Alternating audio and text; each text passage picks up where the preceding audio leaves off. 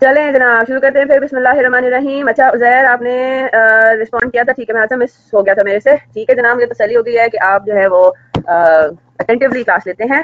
ठीक है जनाब, अभी हम उसको देखते हैं। मुनीबा, बड़ी सिंपल सी बात है, कल जो हम लोग क्वेश्चन कर रहे थे, अगैन कंफ्यूज उसमें बिल्कुल भी नहीं होना। आपने बेसिकली लेना क्या होता है, पॉइंट आपका ये है कि आपने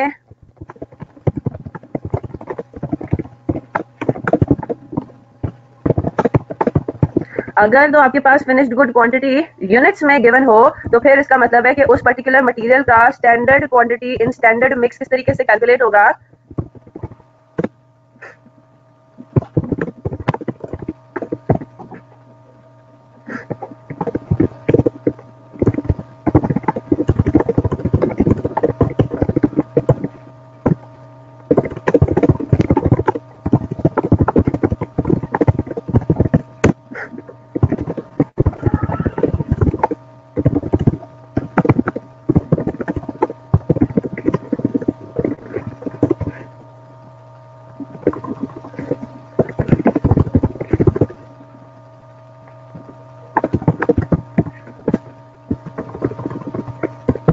चलिए जैसे से इसको जरा कॉपी करें। ये हमारे जो कल हमने स्टडी किया था, ये किस्म का उसका अंडरलाइन रूल है। ये डिवाइड हो रहा है, ठीक है। यहाँ पे क्या क्या हो रहा है, number of sorry finish goods production in units divided by number of units for which the standard is given. ये वही वाली बात है जो हम लोगों ने कल डिस्कस की है। हमने किलोग्राम्स में भी देख लिया कि अगर आउटपुट गिवन है किलोग्राम्स में है तो हम क्या करेंगे। फिनिश गुड क्वांटिटी अगर किलोग्राम्स में ही गिवन है, जो कि मटेरियल की भी वही यूनिट है जो कि आउटपुट का यूनिट है, तो स्टैंडर्ड क्वांटिटी स्टैंडर्ड मिक्स के लिए उस पर्टिकुलर रॉ मटेरियल का हम कैसे निकालेंगे, standard kilograms per unit multiplied by, या इसको कहते हैं स्टैंडर्ड किलोग्राम्स पर किलोग्राम ऑफ आउटपुट। ठीक है, स्टैंडर्ड किलोग्राम्स ही सिर्फ करते हैं, उतना काफी है। जो standard kilograms given in the question, इतना काफी है। ठीक है, standard kilograms given in question multiplied by, बल्कि इसको भी आपको ऑर्डर करना पड़ेगा, स्टैंडर्ड केजीज लिखते हैं। ठीक है, standard KGs given in question. ठीक है, standard kilograms given in question multiplied by, ये जरा करेक्ट कर ले इसको। यहाँ पे स्टैंडर्ड किलोग्राम्स पर यूनिट नहीं ले, यहाँ पे लिखे बस standard kilograms given in the question multiplied by finished goods production in units divided by number of units for which the standard is given. ये बेसिकली जो हम यहाँ पे डिवाइड कर रहे हैं ना, इससे हमें क्या पता चलेगा कि स्टैंडर्ड कंजम्पशन पर यूनिट कितना है। ठीक है, ये भी मैं दोबारा एक्सप्लेन कर देती हूँ। फिर जब हम अगर हमें फिनिश गुड्स क्वांटिटी किलोग्राम्स में गिवन है, तो हमारे पास क्या standard quantity standard mix calculate करने के लिए क्या हम किस तरह से कैलकुलेट करेंगे, standard kilograms given in the question raw material का। ठीक है, कितना कंजम्पशन है, ये वो है, ये कंजम्पशन से परटेन करता है। ठीक है, जो standard kilograms given in question है वो यूजेज या कंजम्पशन से रिलेट करता है कि आपको कितना मटेरियल ए लगाना है, कितना मटेरियल बी लगाना है, multiplied by net production in kilograms. Net production से मुराद क्या है, अगर मैं कल वाली आखिरी एग्जांपल को देखूं, तो जो इन्होंने हमें देखे यहाँ पे क्या डेटा दिया हुआ था कि हमने 2200 किलोग्राम्स ए के डाले, एक्चुअली 3450 किलोग्राम्स बी के डाले, और हमारा एक्चुअल लॉस हुआ 250 किलोग्राम्स। तो हमने पीछे बैकेंड पे हमारे कितने किलोग्राम्स रह गए, वो रह गए 5400 किलोग्राम्स। इसको हम कह रहे हैं कि this is your net production. ठीक है, यानी कि लॉस होने के बाद आपकी कितनी प्रोडक्शन हुई, is that clear. Ultimate production आपकी कितनी हुई, तो 5400 kilogram is going to be this thing net production in kilograms. ठीक है, divided by number of KGs for which the standard is given. मैं एक और एग्जांपल कॉपी करना चाहें तो कर लें, फिर हम इंशाल्लाह क्वेश्चन के ऊपर आते हैं। मैं नॉर्मल लॉस का क्वेश्चन करना है, फिर दो होम असाइनमेंट्स मैंने आपको देने हैं, बल्कि बाकी भी सारे होम असाइनमेंट्स दे दूंगी, लेकिन दो होम असाइनमेंट्स ऐसे होंगे जो कि आपको कल सबमिट कराने होंगे, बाकी सारे जो है वो मंडे या ट्यूसडे का हम उनका डेट रख लेते हैं फॉर क्वेरी डिस्कशन। ठीक है, अच्छा जी, तो this is not a discrepancy, it's the same thing. ठीक है, अब मैं जरा वापस से उन्हीं एग्जांपल्स पर आ जाती हूँ जो मैंने आपको कल कराए थे। ठीक है, चलें इधर आ जाते हैं। पहली एग्जांपल जो थी हमारी, ठीक है, स्टैंडर्ड डेटा पर यूनिट, उसने आपको क्या बताया हुआ है, 5 किलोग्राम, या बल्कि इस वाले पर आ जाते हैं, स्टैंडर्ड डेटा फॉर, एक और बना देती हूँ, मैं नया बना लेती हूँ ताकि आपको आसानी रहे। ठीक है, फॉर एग्जाम्पल इसने आपको स्टैंडर्ड डेटा फॉर 100 यूनिट्स दिया हुआ है। ठीक है, कि 100 यूनिट्स को मैन्युफैक्चर करने के लिए आपके पास क्या मटेरियल लगा। ठीक है, मटेरियल ए जो है वो लगना चाहिए था। ठीक है, कितना मटेरियल लगना चाहिए था, फिर 50 किलोग्राम मटेरियल ए के लगने चाहिए थे। ठीक है, मटेरियल बी के कितने लगने चाहिए थे, for example 150 KGs material B के लगने चाहिए थे। ठीक है, यानी कि हमें टोटल इनपुट मटेरियल कितना करना चाहिए था, 200 किलोग्राम स्टैंडर्ड है हमारा कि हम मटेरियल डालेंगे। ठीक है, उसमें से वो कह रहा है कि जी normal loss is expected at the rate of 10% for example, तो क्या हो जाएगा, 20 केजीज हमारा नॉर्मल लॉस हो जाएगा स्टैंडर्ड के हिसाब से। ठीक है, और हमारे पास जो अल्टीमेटली हमारे जितने भी आउटपुट है उस पर टोटल कितना किलोग्राम मटेरियल का लग रहा होगा, 180 किलोग्राम का। ठीक है, हमारा जो इन्होंने डेटा दिया हुआ है, ये दिया हुआ है टोटल 100 यूनिट्स का। 100 यूनिट्स को मैन्युफैक्चर करने के लिए 50 किलोग्राम लगना चाहिए मटेरियल ए, 100 यूनिट्स को मैन्युफैक्चर करने के लिए 150 किलोग्राम लगना चाहिए मटेरियल बी। 100 यूनिट्स को मैन्युफैक्चर करने के लिए जो नेट मटेरियल आपका लगेगा वो कितना लगेगा, वो जो हमारे पास फिनिश्ड आउटपुट होगा, अगर हम उसमें मटेरियल का देखें तो उसमें 180 किलोग्राम मटेरियल जो है वो लगा हुआ होना चाहिए, है ना। यहाँ पे बात क्लियर है, नेट बेसिस पे अगर मैं देखूं, इज दैट क्लियर। तो पहली बात तो ये, यहाँ पे इसने हमें जो हमें बता रहे हैं ना, वो प्रोडक्शन किस हिसाब से होती है, प्रोडक्शन यूनिट्स में हो रही है। इज दैट क्लियर, कि आप फॉर एग्जांपल आप इस तरीके से देख सकते हो ना, कि आप फॉर एग्जांपल डालते हो आटा। ठीक है, आटा डालते हो, और वो आटा रिफाइन होकर आटे की शक्ल में यानी कि किलोग्राम्स में मेजर नहीं हो रहा, वो आटा जो आप प्रोसेस में डालते हो ना, वो फॉर एग्जांपल आगे ब्रेड बन के निकल रही है। Is that clear? तो अगर आप देखो तो ब्रेड को आप किलोग्राम्स में तो नहीं इस तरह से आउटपुट अपना किस तरह से बताओगे, यूनिट्स में बताओगे ना कि मैंने 100 किलोग्राम अगर आटा डाला है तो उसके बाद निकल क्या रहा है, 4 लोव्स ऑफ ब्रेड निकल रहे हैं। Is that clear? तो 100 किलोग्राम आटा जो आप मटेरियल डाल रहे हो उसको आप किलोग्राम्स में एक्सप्रेस कर रहे हो, और जो आपका आउटपुट है उसको आप नंबर ऑफ यूनिट्स में एक्सप्रेस कर रहे हो। Is that clear? बात समझ आ रही है? ऑन दी अदर हैंड जो दूसरा सिनेरियो उसको मैं इस तरह कह दूं कि मैं फॉर एग्जांपल आटा रिफाइन करती हूँ, ठीक है, मैं मेरे पास जो है वो आटा आता है कि जो जिसमें बाकी मतलब पाउडर्ड आटा आता है जिसमें बाकी सारी चीजें मिक्स होती हैं। फॉर एग्जांपल मेरे पास गंदम आती है और मैं उस गंदम को पीस के मेरा आउटपुट निकलता है। मुझे बात बताएं, मेरा जो इनपुट होगा यानी कि गंदम, वो भी मैं किलोग्राम्स में ही वे करूंगी। मैं कहूंगी कि मैंने जी 1000 किलोग्राम गंदम जो है ना वो अपनी मशीनरी में डाली उसको पीसने के लिए, ठीक है, 1000 किलोग्राम मैंने गंदम डाली है और मेरे पास जो आउटपुट हो रहा है ना वो हो रहा है 900 किलोग्राम का रिफाइंड आटा। क्यों? क्योंकि गंदम में बाकी सारी चीजें, उसका छिलका, बाकी जो चीजें मैं आटे में नहीं डालती वो मैं जो वो सेपरेट हो जाता है, मेरा नॉर्मल लॉस में चला जाता है। That clear? तो 1000 किलोग्राम गंदम मैंने डाली और आउटपुट मेरा हो रहा है 900 किलोग्राम ऑफ आटा। तो यहाँ पे क्या हो रहा है, यहाँ पे इनपुट भी किलोग्राम्स में, आउटपुट भी किलोग्राम्स में। That clear? तो अब अगर हम देखते हैं तो हमारे पास यहाँ पे पहली बात है कि वो यूनिट्स में बात कर रहा है, ठीक है। अब वो आपको एक्चुअल प्रोडक्शन बता रहा है कि फॉर एग्जांपल एक्चुअल प्रोडक्शन है मेरा 1000 यूनिट्स, ठीक है। तो अब मैं, ये बहुत सिंपल है, आप इसको समझें कि जिस तरह आपका लॉजिकल, आपका मतलब माइंड कहता है ना, आपने उसी तरह से चलना है, ठीक है। स्टैंडर्ड क्वांटिटी, स्टैंडर्ड मिक्स, अगर अब आपसे कोई पूछे कि मटेरियल ए का स्टैंडर्ड क्वांटिटी, स्टैंडर्ड मिक्स क्या है, ताकि हम आगे वेरिएंसेस कैलकुलेट करें, ठीक है। तो वो क्या, ऑब्वियसली बात है, क्वेश्चन में अगर कंप्लीट होता सवाल तो उसमें वो आपको actual quantity and actual mix भी बताता है ना, सारी चीजें आपको बताता, रेट्स भी बताता, लेकिन उसमें जाने की जरूरत नहीं। अभी हम सिर्फ फोकस करेंगे standard quantity and standard mix कैसे कैलकुलेट करेंगे। हाँ जी, तो बहुत सिंपल है ना, वेरी सिंपल। हम क्या करेंगे, मटेरियल ए का स्टैंडर्ड क्वांटिटी स्टैंडर्ड मिक्स क्या होगा, 1000 यूनिट्स को मैन्युफैक्चर करने के लिए आपको कितने किलोग्राम्स मटेरियल ए का चाहिए। इधर देखें, 50/100, यस और नो। ये जो मैंने 50/100 किया है, ये मैंने निकाला है कि एक यूनिट को मैन्युफैक्चर करने के लिए कितना किलोग्राम लगेगा। 50 किलोग्राम चाहिए कितने यूनिट्स को मैन्युफैक्चर करने के लिए, 100 यूनिट्स को मैन्युफैक्चर करने के लिए। That clear? ठीक है, 50 किलोग्राम रॉ मटेरियल ए चाहिए 100 यूनिट्स को मैन्युफैक्चर करने के लिए, तो एक यूनिट को मैन्युफैक्चर करने के लिए कितना किलोग्राम चाहिए होगा, 0.5। तो मैंने ये जो रेशियो कैलकुलेट किया है, ये किस लिए कैलकुलेट किया है, to calculate per unit consumption of material A. तो अगर एक यूनिट पे 0.5 किलोग्राम लग रहा है तो फिर 100 यूनिट्स पे कितना लगेगा, आपको पता है 500 किलोग्राम, है ना, 500 kg। Is that clear? तो अब जरा हम इस फॉर्मूले पे देखते हैं कि इस फॉर्मूले में क्या चीज अप्लाई हो रही है। तो देखें क्या है, हमारे पास finish good quantity is given in units. अच्छा जी, what is the standard KGs given in question. Question में स्टैंडर्ड किलोग्राम्स कितने दिए हुए हैं, 50 केजीज। यस, इसको हमने किससे मल्टीप्लाई किया, finish goods production in units 1000, है ना। इसको हमने किससे मल्टीप्लाई किया, 1000 से, और डिवाइड किससे किया, number of units for which the standard is given. Standard जो 50 किलोग्राम्स दिया हुआ है वो कितने नंबर ऑफ यूनिट्स के लिए दिया हुआ है, 100 यूनिट्स के लिए। तो क्या मेरे पास आंसर यहाँ पे 500 केजीज नहीं आ रहा, बिल्कुल वही फॉर्मूला तो बन रहा है, बस हमने क्या किया कि 50 के नीचे 100 लिख दिया, 50 डिवाइडेड बाय 100 into 1000 कर दिया, यहाँ पे इस तरह से हो गया, लेकिन बात तो समझ आती है हमें। Is that clear? हाँ जी, ये फॉर्मूला आप समझ आ गया। अब इसी चीज को अगर हम देखें, मटेरियल बी का भी आप सॉल्व कर सकते हैं, ठीक है। अब इसी चीज को अगर हम देखें किलोग्राम्स के अंदर, इधर आ जाए आप, जो हमने आखिरी एग्जांपल की थी कल, ठीक है जी, बिल्कुल। हम ये कहते हैं कि एक्चुअल प्रोडक्शन के लिए कितना क्वांटिटी लगना था। स्टैंडर्ड का लफ्ज कहीं पे भी आ जाए तो उसका मतलब है with respect to the actual production, with respect to actual activity level, कितना काम, कितने आवर्स लगने चाहिए थे, स्टैंडर्ड आवर्स वो होता है। लेबर के कितने आवर्स लगने चाहिए थे, वो स्टैंडर्ड आवर्स होते हैं। एक्चुअल प्रोडक्शन करने के लिए लेबर को कितना टाइम लगाना चाहिए था, एक्चुअल प्रोडक्शन के लिए मटेरियल की कितनी क्वांटिटी लगनी चाहिए थी, वो स्टैंडर्ड क्वांटिटी होती है। Standard quantity is not the output, standard quantity is not 1000 unit, standard quantity of raw material, ठीक है, मटेरियल वेरिएंसेस में। अब हम जरा इधर आ जाते हैं, जो हमने आखिरी एग्जांपल की थी, अब वो क्या कह रहा है। अब उसने आपको स्टैंडर्ड डेटा दिया हुआ है कि ए के 20 किलोग्राम डालेंगे, बी के 30 किलोग्राम डालेंगे, और 5 किलोग्राम जब नॉर्मल लॉस होगा तो हमारा आउटपुट होगा 45 किलोग्राम, ठीक है। तो यहाँ पे हमारे पास number of kilograms for which the standard is given कितना है, नंबर ऑफ आउटपुट कितना है, हमारा आउटपुट है 45 kg। तो अगर मैं आपको ये कहूँ, ये तो फिर 45 kg को मैन्युफैक्चर करने का स्टैंडर्ड फॉर्मूला पता लग गया हमें, है ना। 45 किलोग्राम ऑफ आउटपुट मैन्युफैक्चर करने का हमें फॉर्मूला पता लग गया कि ए 20 किलोग्राम डालो, बी 30 किलोग्राम डालो, 5 किलोग्राम उसमें से नॉर्मल लॉस होना ही होना है। Is that clear? तो ये तो आपको फॉर्मूला पता लग गया 45 किलोग्राम ऑफ आउटपुट का। Is that clear? अब एक्चुअल डेटा इन्होंने आपको कुछ यूं दिया हुआ है, तो स्टैंडर्ड क्वांटिटी कैसे कैलकुलेट करेंगे, उसी तरीके से बड़ा सिंपल है। स्टैंडर्ड क्वांटिटी के लिए हम क्या कहेंगे कि हमें चाहिए 5400 किलोग्राम किसके, आउटपुट के, है ना। एक्चुअल आउटपुट हमारा कितना है, अब इसमें फोकस ये इस बात पे था कि आपने 5650 किलोग्राम्स नहीं लेना, ठीक है। आपने कितना लेना है, जो आपका नेट ऑफ लॉस, जो आपके पास आंसर आएगा। यूनिट्स में ऐसी कोई बात नहीं थी, यूनिट्स में ऐसी कोई बाइफिकेशन नहीं थी प्रोडक्शन की, एक्चुअल प्रोडक्शन की। यूनिट्स में आपको बता दिया गया था कि actual production is 1000 units. Is that clear? यहाँ पे इन्होंने एक्चुअल प्रोडक्शन का पूरा बाइफिकेशन बता दिया कि हमने इतने किलोग्राम्स डाला, इतने किलोग्राम्स मटेरियल भी डाला, क्योंकि सारी चीजें किलोग्राम्स में थी, तो वो सारी चीजें एक दूसरे के साथ मतलब मैच करी थी, राइट। तो 5400 किलोग्राम्स के लिए हमें कितना मटेरियल इनपुट ए का चाहिए, हम ये कहेंगे कि भाई 20 किलोग्राम्स हमारा स्टैंडर्ड है, लेकिन ये 20 kg कितने किलोग्राम्स ऑफ आउटपुट प्रोड्यूस करता है, 45 kg, है ना। तो अगर मुझे 1 किलोग्राम आउटपुट का चाहिए तो मुझे कितना मटेरियल ए इनपुट करना पड़ेगा, आ जाएगा इस रेशो से, है ना, 20/45। Is that clear? तो 45 किलोग्राम आउटपुट अगर मैन्युफैक्चर करना हो तो हमें 20 किलोग्राम डालना है, लेकिन अगर हमें 1 किलोग्राम आउटपुट का चाहिए हो, वो 1 kilogram of output what is the standard quantity of material है, वो 20 ओवर 45 से आ जाएगा। यहाँ तक बात समझ आ गई? तो ये 5400 इंटू 20 ओवर 45। अब हम जरा देखते हैं क्या समझ नहीं आया मुनीबा।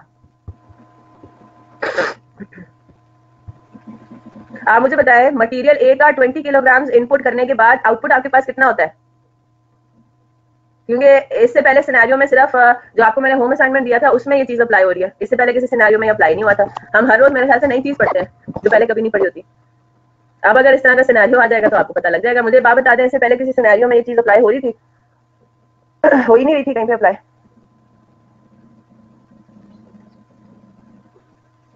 ठीक है, कल भी 5 to 6 पढ़े एग्जाम्पल्स जो है। तो बेटा हर एग्जाम्पल डिफरेंट है ना, वो यही तो मैं आपको बता रही हूँ। जो मैंने एक दो एग्जाम्पल्स कराई है उसमें प्रोडक्शन एक्चुअल प्रोडक्शन यूनिट्स में अभी तक हमने जितने क्वेश्चंस किए थे उसमें आपको नॉर्मली एक्चुअल प्रोडक्शन यूनिट्स में ही दी जा रही थी, तो ये वाली बात आई नहीं रही थी कि आउटपुट किलोग्राम्स में किस में। अब अगर इस तरह का कोई सिनेरियो, बेटा नहीं, अब ये नहीं कह रहा कि एक, अब पहली बात तो ये कि यहाँ पे जो प्रोडक्शन है उसको यूनिट्स में मेजर ही नहीं किया जाता। यहाँ पे प्रोडक्शन जो है इसको डिफरेंटली सॉल्व इसलिए किया क्योंकि अब ये नया सिनेरियो, ये एक नई चीज हमने पढ़ी है। इससे पहले हमने वो अप्लाई हमें कहीं पे नजर ही नहीं आ रहा था इस तरह से। तो अब मैं आपको बता रही हूँ ना कि अगर आप यहाँ पे क्या हिसाब किताब है, यहाँ पे प्रोडक्शन को भी किलोग्राम्स में ही मेजर किया जाता है। यहाँ पे फिनिश्ड गुड्स भी यूनिट्स में नहीं है, किलोग्राम्स में है। अब बात समझ आ रही है? ये जो अभी एग्जाम्पल हम सॉल्व कर रहे हैं उसमें जो हमारा फिनिश्ड गुड है वो यूनिट्स में मेजर नहीं होता, वो किलोग्राम्स में मेजर होता है। आपको ये कहा जा रहा है कि भाई आपका एक्चुअल आउटपुट जो है ना वो 1000 किलोग्राम्स है, 1000 यूनिट्स नहीं है। और 1000 किलोग्राम्स कैसे निकला? 500 किलोग्राम मटेरियल ए का डाला, 500 किलोग्राम 1500 किलोग्राम मटेरियल ए का डाला, 1000 किलोग्राम मटेरियल बी का डाला। टोटल कितने किलोग्राम्स आपने डाल दिए मशीनरी में? वो डाले 2500, है ना।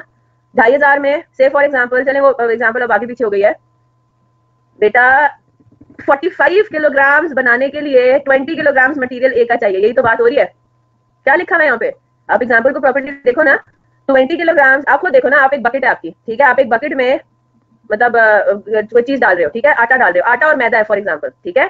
आटा है, मैंने ऊपर वाली एग्जांपल में आपको बता दिया कि उसमें जो है वो एग्जांपल गलत है, आप चाहो तो उसको कट कर दो, वो न्यूमेरिकली गलत है।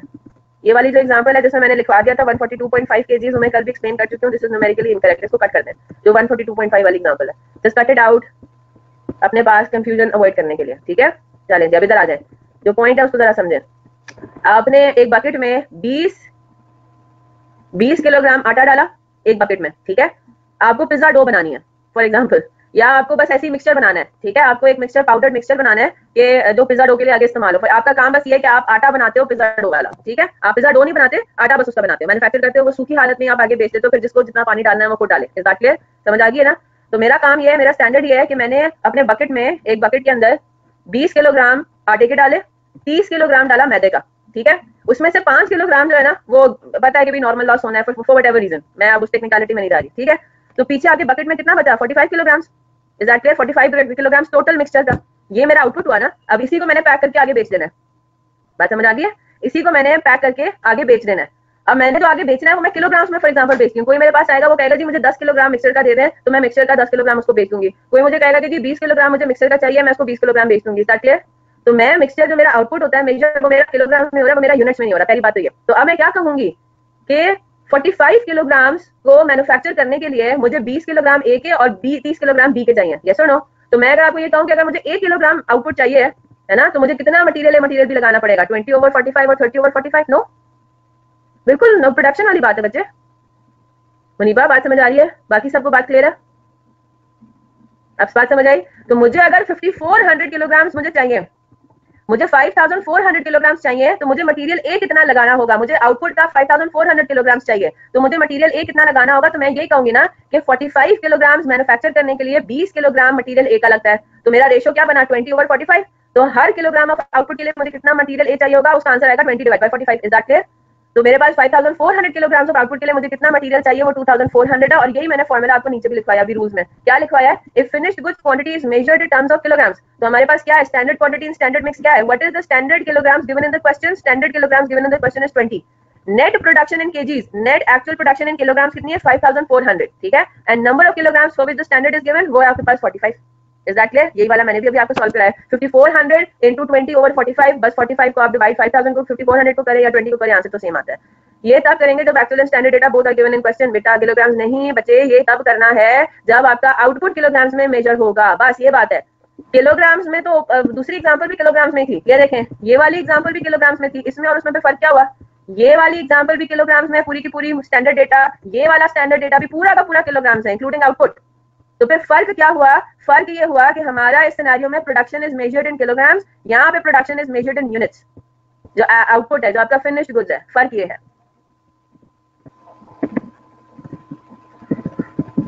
अरे मुनीबा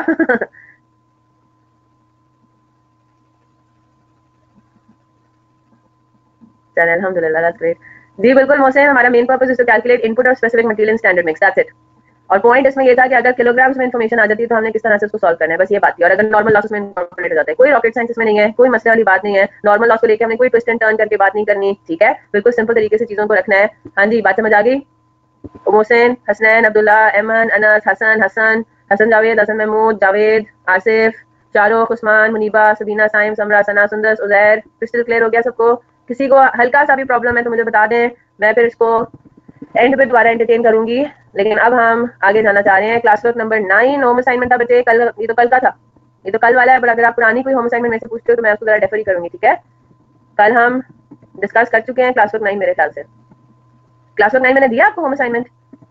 ये मैं आपको दे चुकी हूँ। अच्छा अच्छा अच्छा, ठीक है ठीक है, ये कल का होम असाइनमेंट है, ठीक है? फिर तो आप पूछिए, मुझे लगा कि ये कल डिस्कस होना चाहिए था, ये जो कल गुजर चुका है। अच्छा जी, तो क्लास वर्क नंबर 9 अगेन, इसमें क्या है? ये वो वाला सवाल है जिसमें हम रिवर्स कैलकुलेशंस करते हैं। अच्छा जी अनस, एक काम करें, मैं जरा नॉर्मल लॉस की फेज में हूँ, तो मैं जरा नॉर्मल लॉस का एक सवाल करा दूं, फिर उसके बाद मैं आ जाती हूँ किसके ऊपर? आपके क्लास वर्क नंबर 9 पे, ठीक है?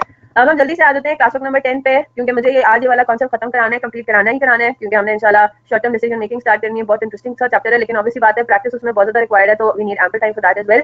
तो क्लास वर्क नंबर 10 पर आते हैं। क्लास वर्क नंबर 9 मैं डिस्कस करूंगी, लेकिन क्लास वर्क 10 के बाद, ठीक है? तो आप मुझे याद करा दीजिएगा इन केस आई फॉरगेट। अब क्लास वर्क नंबर 10 में जितना छोटा सा सवाल लग रहा है ना, उतना ही जो है वो अजीब सा, ठीक है? अजीब सा किस तरह से है? इसमें भी अगर आपको देखो ना, तो जिस तरह रिवर्स कैलकुलेशन होती है ना, वो इन्वॉल्व हो रही है, उल्टी सीधी। आपको वेरिएंसेस बताए गए हैं और आपने वेरिएंसेस को अप्लाई करके कुछ और फिगर निकालनी है, ठीक है? तो जरा देखते हैं क्लास वर्क नंबर 10 की। सबसे पहले हम आ जाते हैं रिक्वायरमेंट्स क्या है। रिक्वायरमेंट है, you have to calculate material mix variance, material usage variance, material price variance. अच्छा जी, ये तो बड़ा सिंपल है। मटेरियल मिक्स वेरिएंस कैलकुलेट करने में क्या मसला है? मटेरियल यूजेज वेरिएंस कैलकुलेट करने में क्या मसला है? मटेरियल प्राइस वेरिएंस कैलकुलेट करने में क्या मसला है? तो मसला जरा अभी हम देख लेते हैं। मसला ये है कि उसने आपको कंप्लीट इन्फॉर्मेशन नहीं दी हुई, आपको वो खुद कैलकुलेट करनी है। बड़ा सिंपल सा फॉर्मूला है ना मिक्स वेरिएंस का, लेकिन उसके अंदर actual quantity, actual mix, standard quantity, standard mix, standard actual quantity, standard mix, यही कैलकुलेट करना जो है ना आपके लिए मुश्किल हो सकता है, लेकिन उसको बड़ा सिंपल स्ट्रेट फॉरवर्ड रखना है। इंटरेस्ट के साथ उसको सॉल्व करेंगे, समझ के सॉल्व करेंगे। ये क्वेश्चन समझ आ गया ना, इसका मतलब है आपको वेरिएंसेस के सारी जनरल जो उसके ऑब्जेक्टिव्स हैं, जो एक वेरिएंस का मतलब होता है ना, वो भी समझ में आ गया, ठीक है? अब वो क्या कह रहा है? In a manufacturing department, 1 kilogram of product K requires 2 chemicals A and B। चलो जी, यहाँ पे मसला आ गया, यहाँ पे मिक्स वाली बातें आ जाएंगी, है ना सारी। एक फाइनल प्रोडक्ट के अंदर, एक यूनिट के अंदर दो, एक से ज्यादा रॉ मटेरियल लग रहा है। The following are the detail of product K for the month of January 2002। अब उसने आपको क्या बता दिया है? Standard mix of chemical A is 50% and chemical B is 50%। चलें ठीक है। स्टैंडर्ड प्राइस पर kg of chemical A is 60 rupees and chemical B is 75 rupees। तो एक किस्म का उसने हमें स्टैंडर्ड डेटा तो दे दिया सारा का सारा, है ना? ये एक यूनिट में, अब उसने जो इनपुट लगना है ना, वो किलोग्राम में नहीं बताया, उसने रेशो बता दिया, ठीक है? बात से फिर भी हमें समझ में आ जाती है। एक यूनिट में हमें 50% केमिकल ए लगाना है, 50% केमिकल बी लगाना है। केमिकल ए का स्टैंडर्ड प्राइस है 60 रुपीज और केमिकल बी का 75 रुपीज। आगे आ जाते हैं। Actual input of chemical B 350 kilograms, actual price of chemical A 75 rupees. अब उसने आपको यहाँ पे actual input of chemical A नहीं बताया, ठीक है? केमिकल ए का एक्चुअल इनपुट नहीं बताया, एक्चुअल इनपुट बताया सिर्फ और सिर्फ केमिकल बी का। फिर यहाँ पे उसने एक्चुअल प्राइस केमिकल ए की बताई है, एक्चुअल प्राइस केमिकल बी की नहीं बताई हुई, ठीक है? आगे आप देखोगे तो नहीं बताई हुई होगी, तो ये इसने देखिए मिसिंग इन्फॉर्मेशन आ गई। आगे standard normal loss is 10% of total input. चले ठीक है, ये बात भी हम अप्लाई कर लेंगे। Material cost variance is ₹3250 adverse. एक और उसने चलाकी क्या की, उसने मटेरियल कॉस्ट वेरिएंस टोटल बताया, मटेरियल ए मटेरियल बी का अलग अलग नहीं बताया हुआ, ठीक है? 3250 कह रहा है एडवर्स है टोटल में, यानी कि मटेरियल ए को परचेज और मटेरियल बी को परचेज करने के बाद जो टोटल वेरिएंस आया ना फ्रॉम स्टैंडर्ड, वो आया 3250 एडवर्स। तो आपकी एक्चुअल कॉस्ट स्टैंडर्ड कॉस्ट से 3250 ज्यादा है। क्लियर हो रही है ना बात?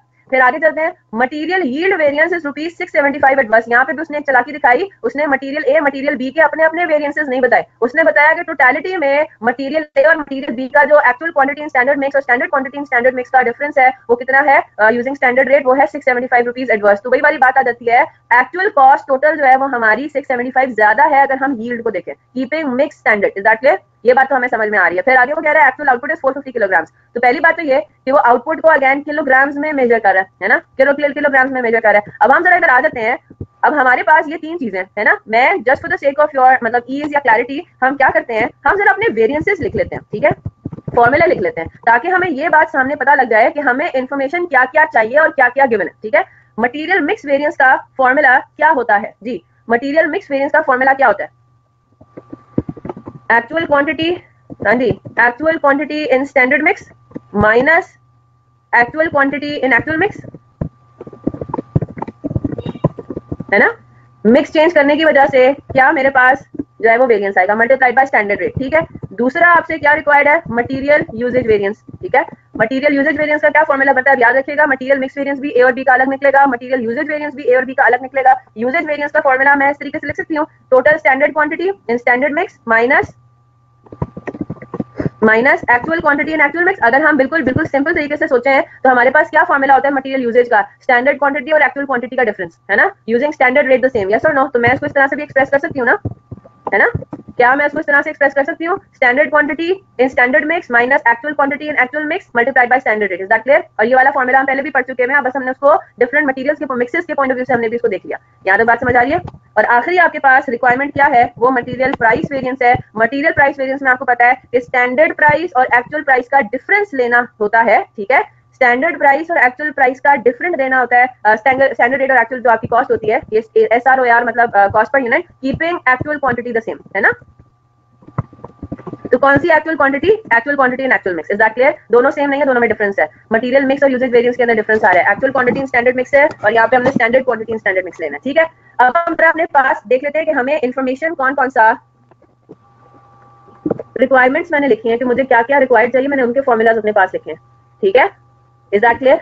चलें, आप लोगों की आसानी के लिए ये तो रिक्वायर्ड है ना, ये तो आपके पास रिक्वायर्ड आ गया, ठीक है। मैं अपने पास आप चाहें तो मटेरियल यील्ड वेरिएंस भी लिख लें ताकि आपको आसानी हो जाए मिसिंग इन्फॉर्मेशन निकालने के लिए। हाँ जी, मटेरियल यील्ड वेरिएंस का क्या फॉर्मूला बनता है, standard quantity in standard mix minus actual quantity in standard mix keeping mix the same multiplied by standard rate. चलें, ये भी हमने लिख लिया, ठीक है, हो गए सारे वेरिएंसेस, है ना, सारे वेरिएंसेस यहाँ पे हमने फॉर्मूलाज अपनी आसानी के लिए लिख दिए। अब हमें रिक्वायर्ड क्या क्या है जरा हम देख लेते हैं कि हमें उसमें गिवन क्या क्या है, ठीक है।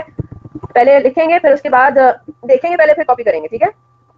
हमारे पास दो मटेरियल्स हैं ए और बी, ठीक है। सबसे पहले तो हम ये देख लेते हैं कि हमें सवाल में जो इन्फॉर्मेशन गिवन है उस हिसाब से हम क्या क्या निकाल सकते हैं, ठीक है। Standard quantity in standard mix, मैं आगे उसको स्टैंडर्ड रेट से भी इधर ही मल्टीप्लाई कर रही हूँ, ठीक है। Standard quantity in standard mix multiplied by standard rate, क्या था दूसरा कॉलम हमारा, एक्चुअल क्वांटिटी,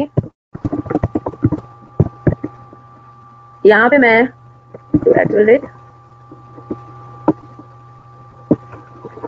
या चलें इसको मैं रेट्स में भी यहाँ पे नहीं लिख रही कि किससे मल्टीप्लाई हो रहा है, वो हम खुद ही देख लेंगे, ठीक है।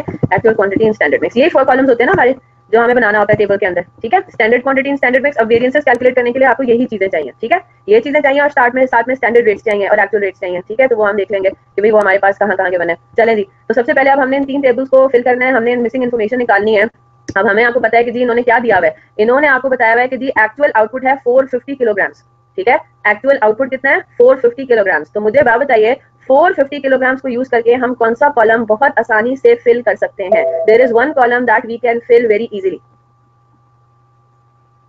Actual quantity in actual mix. अच्छा जनाब, actual quantity in actual mix आप कैसे 450 बताइए। चलें ठीक है, ये बात तो मुझे समझ में आ गई, ये 450 यहाँ पे लिखेंगे। अच्छा, यहाँ पे नॉर्मल लॉस नहीं हो रहा, हो रहा है ना नॉर्मल लॉस, आसानी से हम कोई भी नहीं यहाँ पे कॉलम फिल कर सकते, ये बात तो कंफर्म है, आसानी से हम कोई भी कॉलम यहाँ फिल नहीं कर सकते, ठीक है। हमें करनी पड़ेगी वर्किंग के ऊपर आ जाते हैं जरा, ठीक है। पहले तो जरा हम इस पूरे सिनेरियो को समझते हैं, ठीक है। इधर जरा देख लें, एग्जैक्टली एक्चुअल आउटपुट तो नॉर्मल लॉस के बाद आएगा ना, तो इधर जरा देख लेते हैं हमारे पास क्या सिनेरियो है। अज्यूम कर लेते हैं, हम ये कहते हैं कि जी 50 किलोग्राम अगर मैं मटेरियल ए का डालूं, है ना, 50 किलोग्राम अगर मैं मटेरियल, ये मैं स्टैंडर्ड डेटा को एनालाइज कर रही हूँ, ठीक है। ये मैंने स्टैंडर्ड डेटा को एनालिसिस करने के लिए मैंने कोई भी फिगर अज्यूम कर ली किलोग्राम्स में इनपुट की, क्योंकि उन्होंने तो आपको परसेंटेज में दिया हुआ है ना। अगर मैं 50 किलोग्राम ए के डालूं तो मेरे पास क्या है, मुझे 50 किलोग्राम बी के भी डालने हैं। यहाँ तक बात क्लियर हो गई, है ना। मुझे जितने मैं कुछ भी ले सकती हूँ, मैं यहाँ पे 100 किलोग्राम अज्यूम कर लूँ तो मेरे पास क्या एग्जांपल बनेगी, 100 किलोग्राम अगर ए के डालूं तो 100 किलोग्राम बी के भी डालूं, लेकिन 50 ज्यादा अप्रोप्रिएट रहेगा यहाँ पे, ठीक है। तो मैंने अज्यूम कर लिया कि 50 किलोग्राम अगर मैं ए के डालती हूँ तो मैं 50 किलोग्राम मुझे बी के भी डालने हैं, यानी कि 100 किलोग्राम मेरा टोटल इनपुट होगा। आपको क्वेश्चन में बताया गया हुआ है कि standard normal loss is 10% of total input, is that clear. तो नॉर्मल लॉस उस हिसाब से कितना बनता है, 10 किलोग्राम नॉर्मल लॉस बनता है, और इसका मतलब है कि मेरा इस हिसाब से आउटपुट मेरा किलोग्राम्स में ही मेजर हो रहा है। और यहाँ पे भी देखिए मेरा आउटपुट किलोग्राम्स में ही, स्टैंडर्ड डेटा तो किलोग्राम्स में ही होगा पूरा का पूरा, इज दैट क्लियर। लेकिन आप मेरी थोड़ी सी, मेरा जवाब भी कुछ इस तरीके का बनेगा कि मेरा स्टैंडर्ड जो प्रोडक्शन है, मुझे 90 किलोग्राम की अगर प्रोडक्शन चाहिए तो उसमें मुझे स्टैंडर्ड 50 किलोग्राम ए और 50 किलोग्राम बी चाहिए। Is that clear? यहाँ तक बात समझ आ गई? ये मैंने अपने स्टैंडर्ड डेटा को थोड़ा सा एनालाइज कर लिया, ठीक है। साथ ही मैं काम करती हूँ, मैं इसको जरा अमाउंट इन रुपीज भी जरा कैलकुलेट कर लेती हूँ। क्यों? उसकी वजह मैं अभी आपको बताती हूँ। मैं जरा रुपीज में भी अमाउंट ये पे कैलकुलेट कर लेती हूँ, है ना। मेरे पास स्टैंडर्ड रेट क्या गिवन है, standard price per kilogram of chemical A is 60, है ना, and standard price of chemical B is 75 per KG. Obvious सी बात है। तो मैं अगर अपने पास इस डेटा को रुपीज में भी कन्वर्ट करूँ तो मेरे पास कुछ यूं बनता है ना, 3000 रुपीज मेरे आएंगे मटेरियल बी के लगेंगे, 3750 रुपीज मेरे लगेंगे मटेरियल बी के, ठीक है। तो टोटल मेरे पास इनपुट इन रुपीज कितने का बनेगा, 6750। Is that clear? ठीक है। उसमें 10 किलोग्राम्स का लॉस होगा। क्यों मैंने आगे जीरो लिखा? मैंने जीरो क्यों लिखा यहाँ पे? मैंने नॉर्मल लॉस की फिगर यहाँ से माइनस क्यों नहीं की? हाँ जी, क्योंकि मेरे आउटपुट ने मेरे नॉर्मल लॉस की कॉस्ट को बेयर करना है, याद है ना। मेरे आउटपुट ने मेरे नॉर्मल लॉस की कॉस्ट को बेयर करना है। नॉर्मल लॉस की हमें कोई सम फिगर एलोकेट नहीं करते। अगर कोई स्क्रैप वैल्यू होती है तो हाँ, स्क्रैप वैल्यू यहाँ से माइनस होगी। स्क्रैप होती तो फिर हम यहाँ से माइनस करते, फिर हमारी कॉस्ट यहाँ पे रिकवर हो जाती ना। फॉर एग्जांपल आपको मैं बताती कि स्टैंडर्ड नॉर्मल लॉस इज 10% और नॉर्मल लॉस की जो स्क्रैप वैल्यू ना वो है 5 रुपए पर किलोग्राम। तो मैं क्या कहती, मैं कहती कि इसका मतलब ये हुआ कि मेरी 6750 में से 50 रुपीज मेरी कॉस्ट रिकवर हो जानी है। तो अल्टीमेटली मेरा जो आउटपुट है उसकी मेरी टोटल स्टैंडर्ड कॉस्ट कितनी बनती है, 6700। अगर तो ये स्क्रैप वैल्यू होता, अगर तो ये स्क्रैप वैल्यू क्वेश्चन में गिवन होता तो वो स्क्रैप वैल्यू हम हमेशा कॉस्ट को क्या करते हैं, कम करते हैं ना स्क्रैप वैल्यू से। Yes or no? अगर स्क्रैप वैल्यू गिवन होती तो हम 6750 को कहते हैं कि 6750 में से मेरे 50 रुपए रिकवर हो जाएंगे, तो मेरी अल्टीमेटली जो मेरे 90 किलोग्राम आउटपुट है उसकी कॉस्ट कितनी बनती है, 6700। लेकिन यहाँ पे कोई स्क्रैप वैल्यू नहीं है तो मैं क्या बात कहूंगी, 90 किलोग्राम की आउटपुट की मेरी कॉस्ट बनती है 6750 रुपीज। Is that clear? तो पर किलोग्राम मेरी कॉस्ट पर यूनिट बढ़ गई बिकॉज ऑफ नॉर्मल लॉस, है ना। 6750 को अगर मैं 100 किलोग्राम से डिवाइड करूं तो आंसर आता है 67.5। यस, लेकिन अगर 6750 को मैं 90 से डिवाइड करूंगी तो 67.5 से ज्यादा आएगा और यही होना चाहिए। नॉर्मल लॉस की वजह से कॉस्ट पर यूनिट बढ़ जाती है। I hope that's clear now, ठीक है। ये मैंने अब आपके सामने ना स्टैंडर्ड एक किस्म का कॉस्ट कार्ड बना दिया, ठीक है। अब इसको हमने इस्तेमाल करना, याद रखिएगा। क्वेश्चन में अगर आपको स्टैंडर्ड कॉस्ट कार्ड नहीं गिवन तो आप वर्किंग में एक कॉम्प्रिहेंसिव स्टैंडर्ड कॉस्ट कार्ड जरूर बनाइए। और ये आपको नजर आ रहा है ना, this is your standard cost card. इसमें रेट भी आ जाता है, टोटल भी आ जाता है। आई होप यहाँ तक बात समझ आती है, ठीक है। अब हम आते हैं किसके ऊपर, अब हम जरा वर्कआउट करते हैं। हमें बेसिकली सारे कॉलम्स फिल करने हैं, ठीक है। क्वेश्चन में उसने आपको बता दिया कि जी आपके पास एक्चुअल आउटपुट कितना है, आपका एक्चुअल आउटपुट है 450 किलोग्राम। यहाँ तक बात आई होप सबको क्लियर हो गई है, ठीक है। एक्चुअल आउटपुट आपको बता दिया जी 450 किलोग्राम है। इसका क्या मतलब हुआ, अब मैं यहाँ पे आ जाती हूँ वर्किंग नंबर 2 में। मैं इसको वर्किंग नंबर 2 में कर देती हूँ, ठीक है। क्वेश्चन में आपको जी यील्ड वेरिएंस दिया हुआ है ना। अच्छा, पहली बात तो ये, इधर आते हैं जरा, standard quantity in standard mix. अब आप मुझे ये कह रहे हैं कि जी हम standard quantity in standard mix बड़े आराम से कैलकुलेट कर सकते हैं। 450 का 50% ले लें, कॉपी मत कीजिएगा। क्या मुझे बताइए, ये मेरा आंसर ठीक आएगा?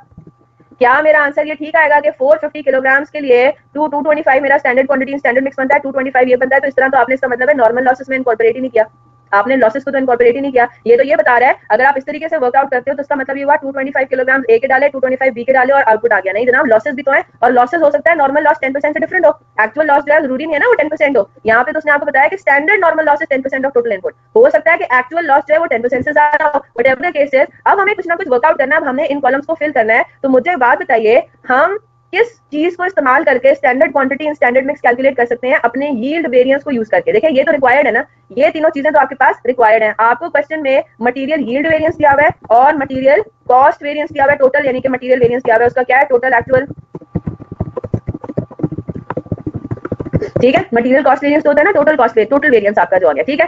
तो जो गिवन इन्फॉर्मेशन है उसमें आप देखते हो कि यील्ड वेरिएंस में standard quantity in standard mix इस्तेमाल हो रहा है। हम अगर किसी तरीके से यील्ड वेरिएंस को यूज करके वर्कआउट करें तो हो सकता है ये हमारा कुछ बन जाए, हमारा कोई काम हो जाए, ठीक है। ये देखें क्या होगा, यील्ड वेरिएंस उन्होंने क्वेश्चन में दिया हुआ है कि आपका 675 रुपीज एडवर्स है। तो इसका क्या मतलब हुआ, it means that actual quantity in standard mix is rupees 675 more than standard quantity in standard mix। बात समझ आ रही है? यील्ड वेरिएंस के फॉर्मूले पर आ जाते हैं। यील्ड वेरिएंस का फॉर्मूला क्या कहता है, standard quantity in standard mix और actual quantity in standard mix के दरमियान डिफरेंस। तो अगर मेरा 675 रुपीज एडवर्स आ रहा है तो उसका क्या मतलब है, मेरा actual quantity in standard mix is rupees 675 more than your standard quantity. Is that clear? यहाँ तक बात समझ आ गई ना। मेरा actual quantity in standard mix is 675 rupees more than standard quantity in standard mix. तो इसका क्या मतलब हुआ, क्या मैं ये कैलकुलेट कर सकती हूँ कि मेरा इन दोनों में से कोई एक फिगर मैं कैलकुलेट कर सकती हूँ? मैं बिल्कुल कैलकुलेट कर सकती हूँ। किस तरीके से, जरा गौर से बात सुनिएगा, ठीक है, मेरी गौर से बात सुनिएगा।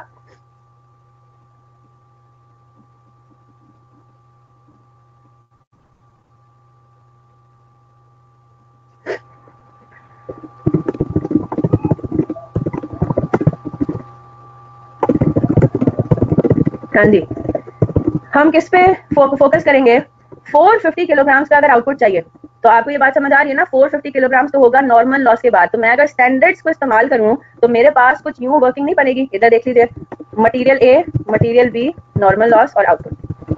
अब हम जरा स्टैंडर्ड डेटा को इस्तेमाल करें ना, मैं आपको ये कहूं कि मुझे आउटपुट में 450 किलोग्राम चाहिए, तो स्टैंडर्ड के हिसाब से 450 kilogram is 90% of input, standard को इस्तेमाल करके, नॉट एक्चुअल। ठीक है, बात समझ आ रही है ना। मेरा स्टैंडर्ड क्या कहता है, स्टैंडर्ड ये कहता है कि जी 10% आपका लॉस होना है ना। तो इसका मतलब ये हुआ कि जो मेरे 450 किलोग्राम मेरे पास बचे हैं वो 90% है। ये बात समझ आ रही है ना। तो क्या मैं बैकवर्ड कैलकुलेशन करके वर्कआउट कर सकती हूँ कि मुझे 450 किलोग्राम ऑफ आउटपुट के लिए कितना मटीरियल ए और मटीरियल बी चाहिए स्टैंडर्ड के बेसिस पे? Can we calculate that? 500 input चाहिए ना। मैं किस तरह से कैलकुलेट करूंगी, 450 डिवाइडेड बाय 90%, है ना। मेरे पास क्या आ जाएगा, मैं ये इस तरह से कैलकुलेट करूंगी 450 डिवाइडेड बाय 90%, कि अगर मेरा 450 किलोग्राम 90% है तो मेरा 100% कितना बनता है, वो बनता है 500 केजी। यहाँ तक बात समझ आती है। गिवन अमाउंट रिक्वायर्ड अमाउंट वाला फॉर्मूला करें ना, ये 450 किलोग्राम मेरा 90% है तो 100% मेरा कितना होगा, वो होगा 500 किलोग्राम। अगर मैं 500 किलोग्राम इस तरह से वर्कआउट करती हूँ तो देखिए मेरी सारी चीजें बिल्कुल फिट बैठती हैं। मैं ये कह रही हूँ कि 500 किलोग्राम अगर मेरा टोटल इनपुट होता है, उसमें से 50 किलोग्राम मेरा नॉर्मल लॉस होगा और आउटपुट मेरा बन जाएगा 450 किलोग्राम। यहाँ तक बात समझ आ गई, यस और नो? तो मेरे पास क्या बनता है, अब आपको ये बात पता है, मैं वर्कआउट बैकवर्ड कैलकुलेशन कर रही हूँ ना। अब आपको ये बात पता है कि मटेरियल ए का फिर कितनी अमाउंट बनती है। अब आपको पता है कि जितना आपने इनपुट करना है ना, जितना आपने इनपुट करना है उसका 50% मटेरियल ए होगा और 50% मटेरियल बी होगा। ये आपकी correct standard quantity in standard mix आ गई। Is that clear? थोड़ा सा आपको वर्कआउट करना पड़ा, लेकिन आई होप ये वर्किंग आपकी बड़ी आसान थी। ये चीज क्या आ गई आपकी, यही चीज तो आपकी standard quantity in standard mix है। तो आपने यहाँ पे लिख दिया 250 250 और यहाँ पे मैं आ जाऊंगी, मेरा वर्किंग नंबर 2 से आया। Is that clear? तो वो मेरा सिंपली मैंने 450 को डिवाइड बाय 2 नहीं करना, या 450 का 50% नहीं करना, बल्कि मुझे थोड़ा सा ये इस तरह से वर्कआउट करना पड़ेगा। यहाँ तक बात आपको समझ में आ गई?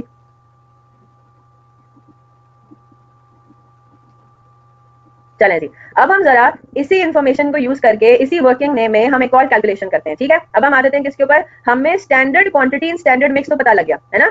हमें क्या पता लग गया, standard quantity in standard mix पता लग गया। हमें अब रिक्वायर्ड क्या है, हमें रिक्वायर्ड है actual quantity in standard mix. क्यों, देखें अब आपने एक एक करके ना इस पूरे कॉलम को फिल करना है। ये जो 3 कॉलम्स हैं, ठीक है, आपको यील्ड वेरिएंस की अमाउंट भी गिवन है, जो कि क्या है 675 एट बर्स्ट, है ना। यील्ड वेरिएंस की आपको अमाउंट भी गिवन है, आपको standard quantity in standard mix पता लग गया। आप क्या इस इन्फॉर्मेशन को यूज करके actual quantity in standard mix नहीं कैलकुलेट कर सकते? स्टैंडर्ड रेट तो आपको गिवन है हर मटेरियल का 60 और 75, है ना। अगर हम यील्ड वेरिएंस को जरा bird I point of view से देखें तो यील्ड वेरिएंस के अंदर हमें टोटल यील्ड वेरिएंस बताया गया, हमें standard quantity and standard mix पता है, मटेरियल ए मटेरियल बी का इंडिविजुअली, हमें स्टैंडर्ड रेट पता है मटेरियल ए मटेरियल बी का इंडिविजुअली। तो क्या हम actual quantity and standard mix नहीं कैलकुलेट कर सकते मटेरियल ए और मटेरियल बी का? बिल्कुल हम कैलकुलेट कर सकते हैं। Is that clear? ठीक है, बात समझ आ रही है। अगर मैं इस फॉर्मूले को थोड़ा सा और सही तरीके से एक्सप्रेस करूं तो मुझे जरा बात देखकर बताइएगा, आपको ये बात समझ आ रही है? Standard quantity in standard mix multiplied by standard rate minus actual quantity in standard mix multiplied by standard rate. हाँ जी, ये फॉर्मूला आपको समझ आ रहा है? तो मैंने आगे एक्सप्रेस किया, मैंने मटेरियल यील्ड वेरिएंस के फॉर्मूले को भी ना थोड़ा सा और ब्रेक कर दिया। ठीक है, तो हो क्या रहा है, standard quantity in standard rate mix multiplied by standard rate minus actual quantity in standard mix multiplied by standard rate. अब मैंने जो एक्सप्रेस फॉर्मूला है ना, मैं उसको यूज करूंगी। ठीक है, मेरी बात अब गौर से सुनिएगा। क्या मैं कैलकुलेट कर सकती हूँ कि मेरा टोटल ऑफ स्टैंडर्ड कॉस्ट है कितना? क्या मैं अपना ये कैलकुलेट कर सकती हूँ कि मेरे पास टोटल ऑफ स्टैंडर्ड कॉस्ट कितना है? क्या मतलब हुआ इसका, मैं अगर इसके आगे, ये तो मेरी वर्किंग थी ना, ये मैं अगर इसके आगे रेट्स लिख दूं, क्या रेट्स लिख दूं? स्टैंडर्ड रेट्स लिख दूं। ठीक है, स्टैंडर्ड रेट्स लिख दूं। कितना है, मटेरियल ए का है, मटेरियल ए का स्टैंडर्ड रेट है 60। अभी अगर आपको लग रहा है ना कि बहुत ज्यादा टू मच हो रहा है तो मुझे सिर्फ 2 मिनट और दें, आपको मैं सारी चीजें एक्सप्लेन कर दूंगी दोबारा से, आपको सब समझ में आने लगेगा किस तरह के सवाल को किस तरह से सॉल्व करना है। ठीक है, इधर देखें, मैं आपको ये कहूं कि मुझे ये जरा कैलकुलेट करके बता दें कि एक्चुअल प्रोडक्शन के लिए मेरी स्टैंडर्ड कॉस्ट आनी कितनी चाहिए थी, मटेरियल ए मटेरियल बी दोनों की। मेरी बात समझ आ रही है? एक्चुअल प्रोडक्शन के लिए मेरी टोटल स्टैंडर्ड कॉस्ट कितनी आनी चाहिए थी? तो देखें, आपने एक्चुअल प्रोडक्शन के लिए कैलकुलेट कर लिया कि मेरा स्टैंडर्ड कंजम्पशन कितना होना चाहिए था। आपको ये बताया हुआ है क्वेश्चन में कि स्टैंडर्ड रेट कितना है। तो क्या मैं ये कैलकुलेट कर सकती हूँ कि मेरी स्टैंडर्ड कॉस्ट आनी कितनी चाहिए थी? बिल्कुल मैं ये कैलकुलेट कर सकती हूँ। 250 इंटू 75, ये मेरे पास आ गया 33,750। नॉर्मल लॉस की कोई स्क्रैप वैल्यू नहीं है, वरना वो यहाँ से माइनस हो जाता है। यानी कि ये बात आपको समझ में आ रही है कि क्या है, 33,750 is your standard quantity in standard mix multiplied by standard rate. ये किस चीज का टोटल है, ये किस चीज का टोटल है? मेरे पास जितनी भी स्टैंडर्ड क्वांटिटीज थी मैंने उनको स्टैंडर्ड रेट से मल्टीप्लाई किया और मैंने उनका टोटल कर लिया। तो अगर मैं 33,750 को बोलूं कि भाई ये क्या फिगर आई है मेरे पास, तो this is a total of your standard quantity in standard mix multiplied by standard rate. ये बात समझ आ गई ना? ये बात समझ आ गई आपको? अब हम क्या चीज कैलकुलेट कर सकते हैं, अब हम कैलकुलेट कर सकते हैं, अब हम यील्ड वेरिएंस को अप्लाई करेंगे। यील्ड वेरिएंस को किस तरीके से अप्लाई करेंगे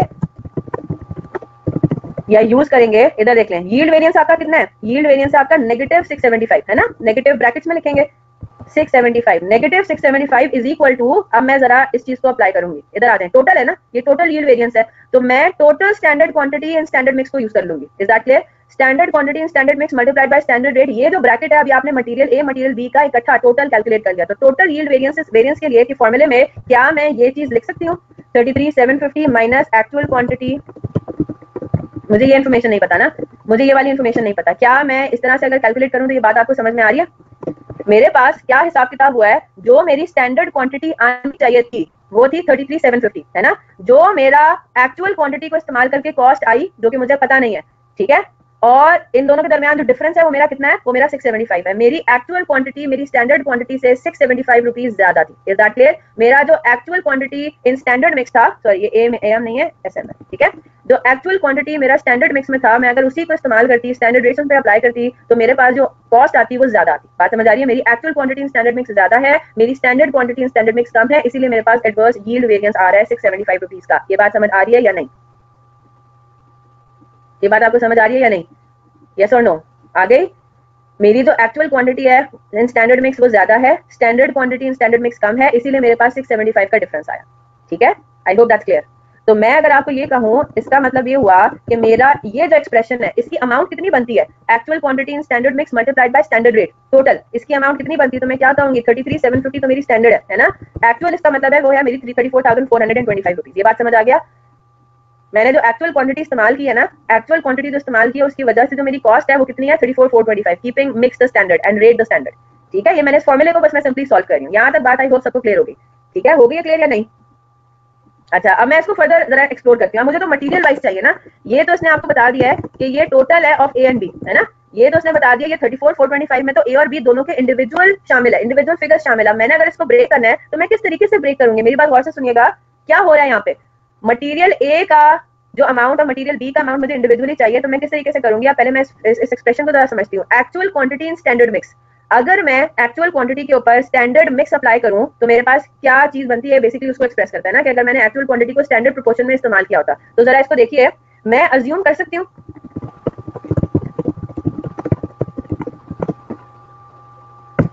मैंने कह दिया कि मैं टोटल एक्चुअल इनपुट को x अज्यूम कर लेती हूँ। तो आप मेरी बात गौर से सुनिएगा, मेरे पास a की अमाउंट कितनी बनती है, x का स्टैंडर्ड मिक्स कितना है 50%, है ना, मैंने जितना भी इनपुट किया उसमें से 50% ए का होना चाहिए था, यस और नो?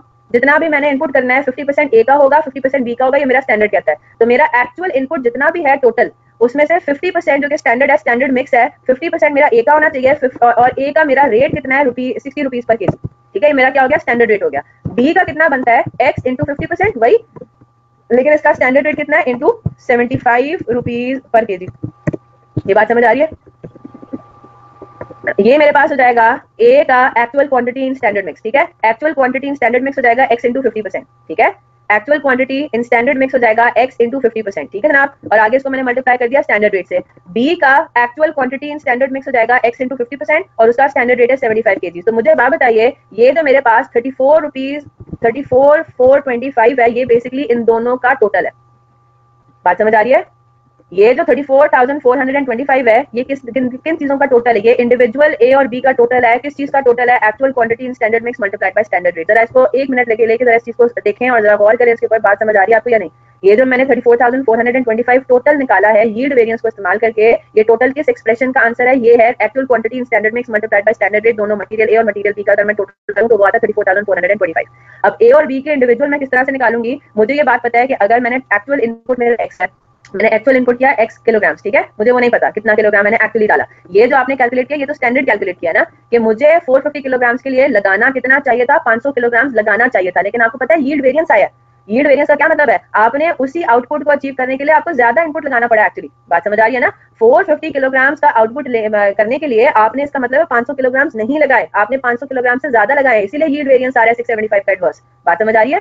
ये तो आपने स्टैंडर्ड कैलकुलेट किया था कि 450 किलोग्राम्स निकालने के लिए आपको आइडियली 500 किलोग्राम्स का इनपुट करना है मटेरियल्स का, और उसमें से 500 की कंपोजिशन क्या होगी, 50% ए का, 50% बी का। लेकिन आपने देखा कि क्वेश्चन में आपको बताया हुआ है कि यील्ड वेरिएंस आया है, इसका क्या मतलब हुआ, 450 किलोग्राम्स आउटपुट के लिए अब आपने 500 किलोग्राम, इसका मतलब है इनपुट नहीं किया, आपने 500 से ज्यादा इनपुट किया है। तो क्या आप मुझे ये कैलकुलेट करके बता सकते हैं कि आपने एक्चुअल इनपुट ऑफ मटेरियल्स आपका कितना हुआ है, यानी कि एक्स वो आपका आना चाहिए 510 किलोग्राम, इसीलिए तो मटेरियल यील्ड वेरिएंस आया, आपने स्टैंडर्ड से डिविएट किया। ठीक है, इसीलिए यील्ड वेरिएंस आया है कि 450 किलोग्राम ऑफ आउटपुट मैन्युफैक्चर करने के लिए अब एक्चुअली आपने कितना लगाया है, टोटल वो लगाया 510 किलोग्राम। और इसको सॉल्व करने के लिए मैंने बेसिकली क्या फॉर्मूला मैंने अपनाना है, मैंने ये वाला फॉर्मूला बेसिकली यूज किया। फॉर्मूला क्या है, बेसिक मतलब वही एक्सप्रेशन ही बन गया। मेरे पास क्या बनता है, x का 50% मेरा कितना होना चाहिए, मटेरियल ए का, है ना, x का 50% मेरा मटेरियल ए का होना चाहिए। और क्योंकि सारी फिगर्स हमने रुपीज में यूज किए हैं, तो जैसे हमें इसको रेट्स में मल्टीप्लाई करना है, प्लस जितना आपने इनपुट किया है उसका 50% मटेरियल बी का होना चाहिए था at the rate of 75 is equal to, ये आपको बता दिया है कि 34,425 जो टोटल आंसर आ रहा है रुपीज में actual quantity in standard mix का, उसका बेसिकली एक्सप्रेशन ये बना। इसका मतलब ये हुआ कि हमने एक्चुअल इनपुट ऑफ मटेरियल कितना किया, 510 किलोग्राम। अब कुछ बात समझ आ रही है, ठीक है। अब 510 किलोग्राम का क्या मैं ये चीज कैलकुलेट कर सकती हूँ, इधर ऊपर आ जाए टेबल पे, ये मेरे पास क्या है, actual quantity in standard mix में कैलकुलेट कर सकती हूँ। ये 510 है मेरा, इसका मतलब ये हुआ कि मेरी एक्चुअल क्वांटिटी जो इनपुट हुई है वो कितनी हुई है, 510 की हुई है ना। स्टैंडर्ड मिक्स के हिसाब से 510 को मुझे किस रेशो में करना चाहिए, 255 में। Is that clear? 510 जो मैंने एक्चुअल इनपुट किया है, अगर उस पर मैं स्टैंडर्ड मिक्स अप्लाई करूं तो वो होना चाहिए 255। बात समझ आ रही है? 510 मेरा एक्चुअल क्वांटिटी है, actual quantity in standard mix बनता है 50-50% के हिसाब से। ये यहाँ तक बात सबको क्लियर है, यस और नो? जल्दी से बता दें। कोई चाह रहे हैं कि मैं जरा रिपीट करूं, रिवाइज करूं अब तक हमने क्या किया है, तो मैं कर सकती हूँ, नो इश्यूज। एक दफा काम ही करेंगे, क्वेश्चन क्लोज करने के बाद भी मैं इस चीज को आपको समझा दूंगी, ठीक है। चले जनाब, actual quantity in standard mix तो हमारे पास यहाँ पर आ गया है ना। अब बारी आती है किसकी, अब हमारे पास बारी आती है actual quantity and actual mix की, ठीक है। अब एक मजे की बात बताऊं, ये तो और आसान है, इधर देख लें। Actual quantity and actual mix क्या है, टोटल तो 510 ही रहेगा, है ना। टोटल क्या रहेगा, 510 ही, यही तो हमारी एक्चुअल क्वांटिटी है, ठीक है जनाब। अच्छा, क्वेश्चन में उसने आपको एक्चुअल इनपुट केमिकल बी का बता दिया, व्हिच इज व्हाट 350 किलोग्राम, ठीक है। तो इसका क्या मतलब हुआ, actual quantity and actual mix में ये क्या हो जाएगा, 350, है ना। Actual quantity and actual mix क्या होगा, actual input of chemical B was actually 350, तो यानी कि 510 जो आपने एक्चुअल इनपुट किया है उसमें से 350 अगर केमिकल ए है तो मुझे बताएं केमिकल बी का कितना बनता है। केमिकल बी का है तो केमिकल ए का कितना बनता है, 510 minus 160। Is that clear, yes or no? अब बताएं, ये टेबल आपका कंस्ट्रक्ट हो गया है ना, ये टेबल आपका कंस्ट्रक्ट हो गया। तो मुझे बात बताइए, क्या आप मटेरियल मिक्स वेरिएंस और मटेरियल यूजेज वेरिएंस अब कैलकुलेट कर सकते हैं? आपको स्टैंडर्ड रेट भी पता है, आपको actual quantity in standard mix, actual quantity. अब मैं जरा एक दफा रिपीट कर देती हूँ, ठीक है। हमने काम शुरू किया किस चीज से, हमने सबसे पहले अपने पास तो डिटेल्ड कॉस्ट कार्ड बना दिया, ठीक है। अज्यूम कर लिया कि इनपुट है आपका 100 kg, क्योंकि परसेंटेज है ना, परसेंटेज में बेहतर है कि आप 100 की टर्म्स में बात करें। तो हम ये कहेंगे कि अगर 100%, अगर 100 kg हम टोटल इनपुट करते हैं तो उसमें से 50 किलोग्राम ए का इनपुट करना है और 50 किलोग्राम बी का इनपुट करना है। 10 किलोग्राम उसमें से लॉस हो जाएगा, आउटपुट हो जाएगा 90 किलोग्राम, ठीक है। आपको स्टैंडर्ड रेट भी बताया हुआ, तो आपने एक स्टैंडर्ड कॉस्ट कार्ड कैलकुलेट कर लिया 90 किलोग्राम ऑफ आउटपुट के लिए, ठीक है। तो 6750 रुपीज आपकी स्टैंडर्ड कॉस्ट बनती है टोटल 90 किलोग्राम ऑफ आउटपुट के लिए। चले जनाब आगे चलते हैं। फिर हमने कहा कि अब हमें आहिस्ता आहिस्ता ना ये टेबल कंस्ट्रक्ट करना है, ठीक है। किस चीज के लिए, मिक्स और यील्ड वेरिएंसेस के लिए, मिक्स और यूजेज वेरिएंसेस के लिए, ठीक है। तो हमने कहा कि भाई हमें ये जो है ये कंस्ट्रक्ट करना है ताकि हम आगे वेरिएंसेस अपने कैलकुलेट कर सकें। याद रखिए एक और इंपॉर्टेंट वर्किंग रहती है, अभी सारा काम अभी आपका कंप्लीट नहीं हुआ, ठीक है।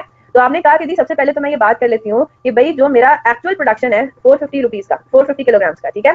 जो मेरा एक्चुअल प्रोडक्शन है 450 किलोग्राम का, उसके लिए मेरे पास स्टैंडर्ड क्वांटिटी बनती कितनी है, तो हमने उसको वर्कआउट कर दिया। हमने कहा this 450 kilogram is actually 90% of what, 90% of total input standards को यूज करके, ठीक है। तो हमने वर्क बैक किया 450 किलोग्राम जो कि आपके 90% ऑफ इनपुट है, ठीक है। 90% ऑफ इनपुट जो हमारा 10% लॉस के बाद बनता है वो है 450 किलोग्राम, ठीक है। 450 किलोग्राम को मैन्युफैक्चर करने के लिए स्टैंडर्ड हमने वर्कआउट कर लिया कि जी 500 किलोग्राम अगर हम इनपुट करेंगे तो फिर हमारा 450 किलोग्राम स्टैंडर्ड के हिसाब से बनता है, ठीक है। तो ये सारा का सारा मैं बता, तो बेटा अभी मैं आती हूँ उसके ऊपर, ठीक है। तो आपने ये कैलकुलेट कर लिया कि स्टैंडर्ड के हिसाब से हमारे पास ये बनता है। और आपको पता है कि स्टैंडर्ड यही होता है ना, स्टैंडर्ड क्या चीज होती है, स्टैंडर्ड होती है एक्चुअल प्रोडक्शन के लिए आपको क्या करना चाहिए था। तो मैंने वर्कआउट कर लिया कि जो मेरे पास स्टैंडर्ड डेटा गिवन है उसके हिसाब से 450 किलोग्राम ऑफ आउटपुट के लिए मुझे 250 किलोग्राम मटेरियल ए का लगाना चाहिए था और 250 किलोग्राम मटेरियल बी का लगाना चाहिए था। तो ये मेरे पास आ गया क्या, standard quantity in standard mix, है ना। 250 किलोग्राम मटेरियल ए का लगाऊंगी, 250 किलोग्राम मटेरियल बी का लगाऊंगी, तो 500 आपके पास टोटल इनपुट होना चाहिए, ठीक है। इस वाले इसमें मैंने कोई नॉर्मल लॉस नहीं लिया, इसमें मैंने टेबल में कोई नॉर्मल लॉस नहीं लिया क्योंकि नॉर्मल लॉस इसमें ऑलरेडी पर इनकॉर्पोरेट हो गया ना। 10 किलोग्राम का जो 50 किलोग्राम का जो नॉर्मल लॉस है उसमें ऑलरेडी इनकॉर्पोरेटेड है, वो यूजेज में इनकॉर्पोरेट होना चाहिए, ठीक है। तो मैंने ए और बी का अल्टीमेटली कैलकुलेट कर लिया कि स्टैंडर्ड क्वांटिटी स्टैंडर्ड मिक्स क्या बनता है, ठीक है। फिर हम आगे हमने कहा कि अच्छा जी अगर ये हिसाब किताब है तो हम पहले ये देखते हैं कि एक्चुअली लगा हमने क्या, हमने 500 किलोग्राम ही कंज्यूम किया जो हमें लगाना चाहिए था 450 किलोग्राम ऑफ आउटपुट के लिए। तो अब हम इसके ऊपर आ जाते हैं। क्वेश्चन हमें बता रहा है कि नहीं जनाब यील्ड वेरिएंस है एडवर्स। तो एडवर्स यील्ड वेरिएंस का मतलब ये हुआ कि 450 किलोग्राम को मैन्युफैक्चर करने के लिए आपने 500 किलोग्राम मटेरियल नहीं लगाया टोटल, बल्कि आपने 450 किलोग्राम को मैन्युफैक्चर करने के लिए 500 किलोग्राम से ज्यादा मटेरियल लगाया, इसीलिए यील्ड वेरिएंस में एडवर्स आंसर आ रहा है। तो हमने कहा कि चले जी हम इसको अप्लाई करते हैं। हमने यील्ड वेरिएंस का फॉर्मूला जो है उसके अंदर जो मिसिंग, अब वो टोटली आपको सारी इंफॉर्मेशन गिवन है तो आपने टोटल को इस्तेमाल करके किया, ठीक है। आपने टोटल को यूज करके क्या कैलकुलेट कर लिया कि total of actual quantity in standard mix multiplied by standard rate कितना है, वो है 34,425, ठीक है। यानी कि आपने एक्चुअल क्वांटिटी जो इस्तेमाल की मटेरियल या मटेरियल बी की, अगर उसको स्टैंडर्ड मिक्स पे और स्टैंडर्ड रेट को यूज करके हम टोटल कॉस्ट कैलकुलेट करते हैं तो वो आती है 34,425। तो हमने इस चीज को जरा समझा, हमने कहा कि जितना हमने एक्चुअल मटेरियल लगाया उसको अगर हम स्टैंडर्ड मिक्स और स्टैंडर्ड रेट पे लें तो मटेरियल ए और मटेरियल बी का टोटल बनता है 34,425। ठीक है, इस एक्सप्रेशन को यूज करके हमने निकाली अमाउंट क्या, एक्स की। एक्स क्या अमाउंट बनती है, 510 किलोग्राम आपका एक्चुअल इनपुट था। अगर आप 510 किलोग्राम को स्टैंडर्ड मिक्स में यूज करते, 50-50% यूज करते, और अगर उसकी कॉस्ट आपको स्टैंडर्ड रेट्स के हिसाब से पड़ती तो आपकी एक्चुअल कॉस्ट कितनी बननी थी, 34,425। तो ये मेरे पास क्या आ गया, मेरे पास इससे पता लग जाएगा कि मेरे पास actual quantity in standard mix क्या बनती है। तो 510 किलोग्राम को अगर जो मेरे पास जो मैंने एक्चुअली लगाया, पहली बात तो ये कि स्टैंडर्ड से 10 किलोग्राम ज्यादा है, आपको 450 किलोग्राम मैन्युफैक्चर करने के लिए 500 किलोग्राम मटेरियल्स का चाहिए था। पहली बात तो ये होगी कि 450 किलोग्राम को मैन्युफैक्चर करने के लिए 510 किलोग्राम आपने मटेरियल लगाया। ठीक है, यहाँ तक बात क्लियर हो गई। फिर आपने कहा कि चलो अगर हम 510 किलोग्राम 50-50% अप्लाई करते मटेरियल है मटेरियल भी, तो हमारे पास actual quantity in standard mix क्या बनता। अब 450 को एक्चुअल आउटपुट क्यों लिखा है बेटा, एक्चुअल आउटपुट है 450 क्वेश्चन में गिवन है, इसके बगैर हम काम ही नहीं कर सकते।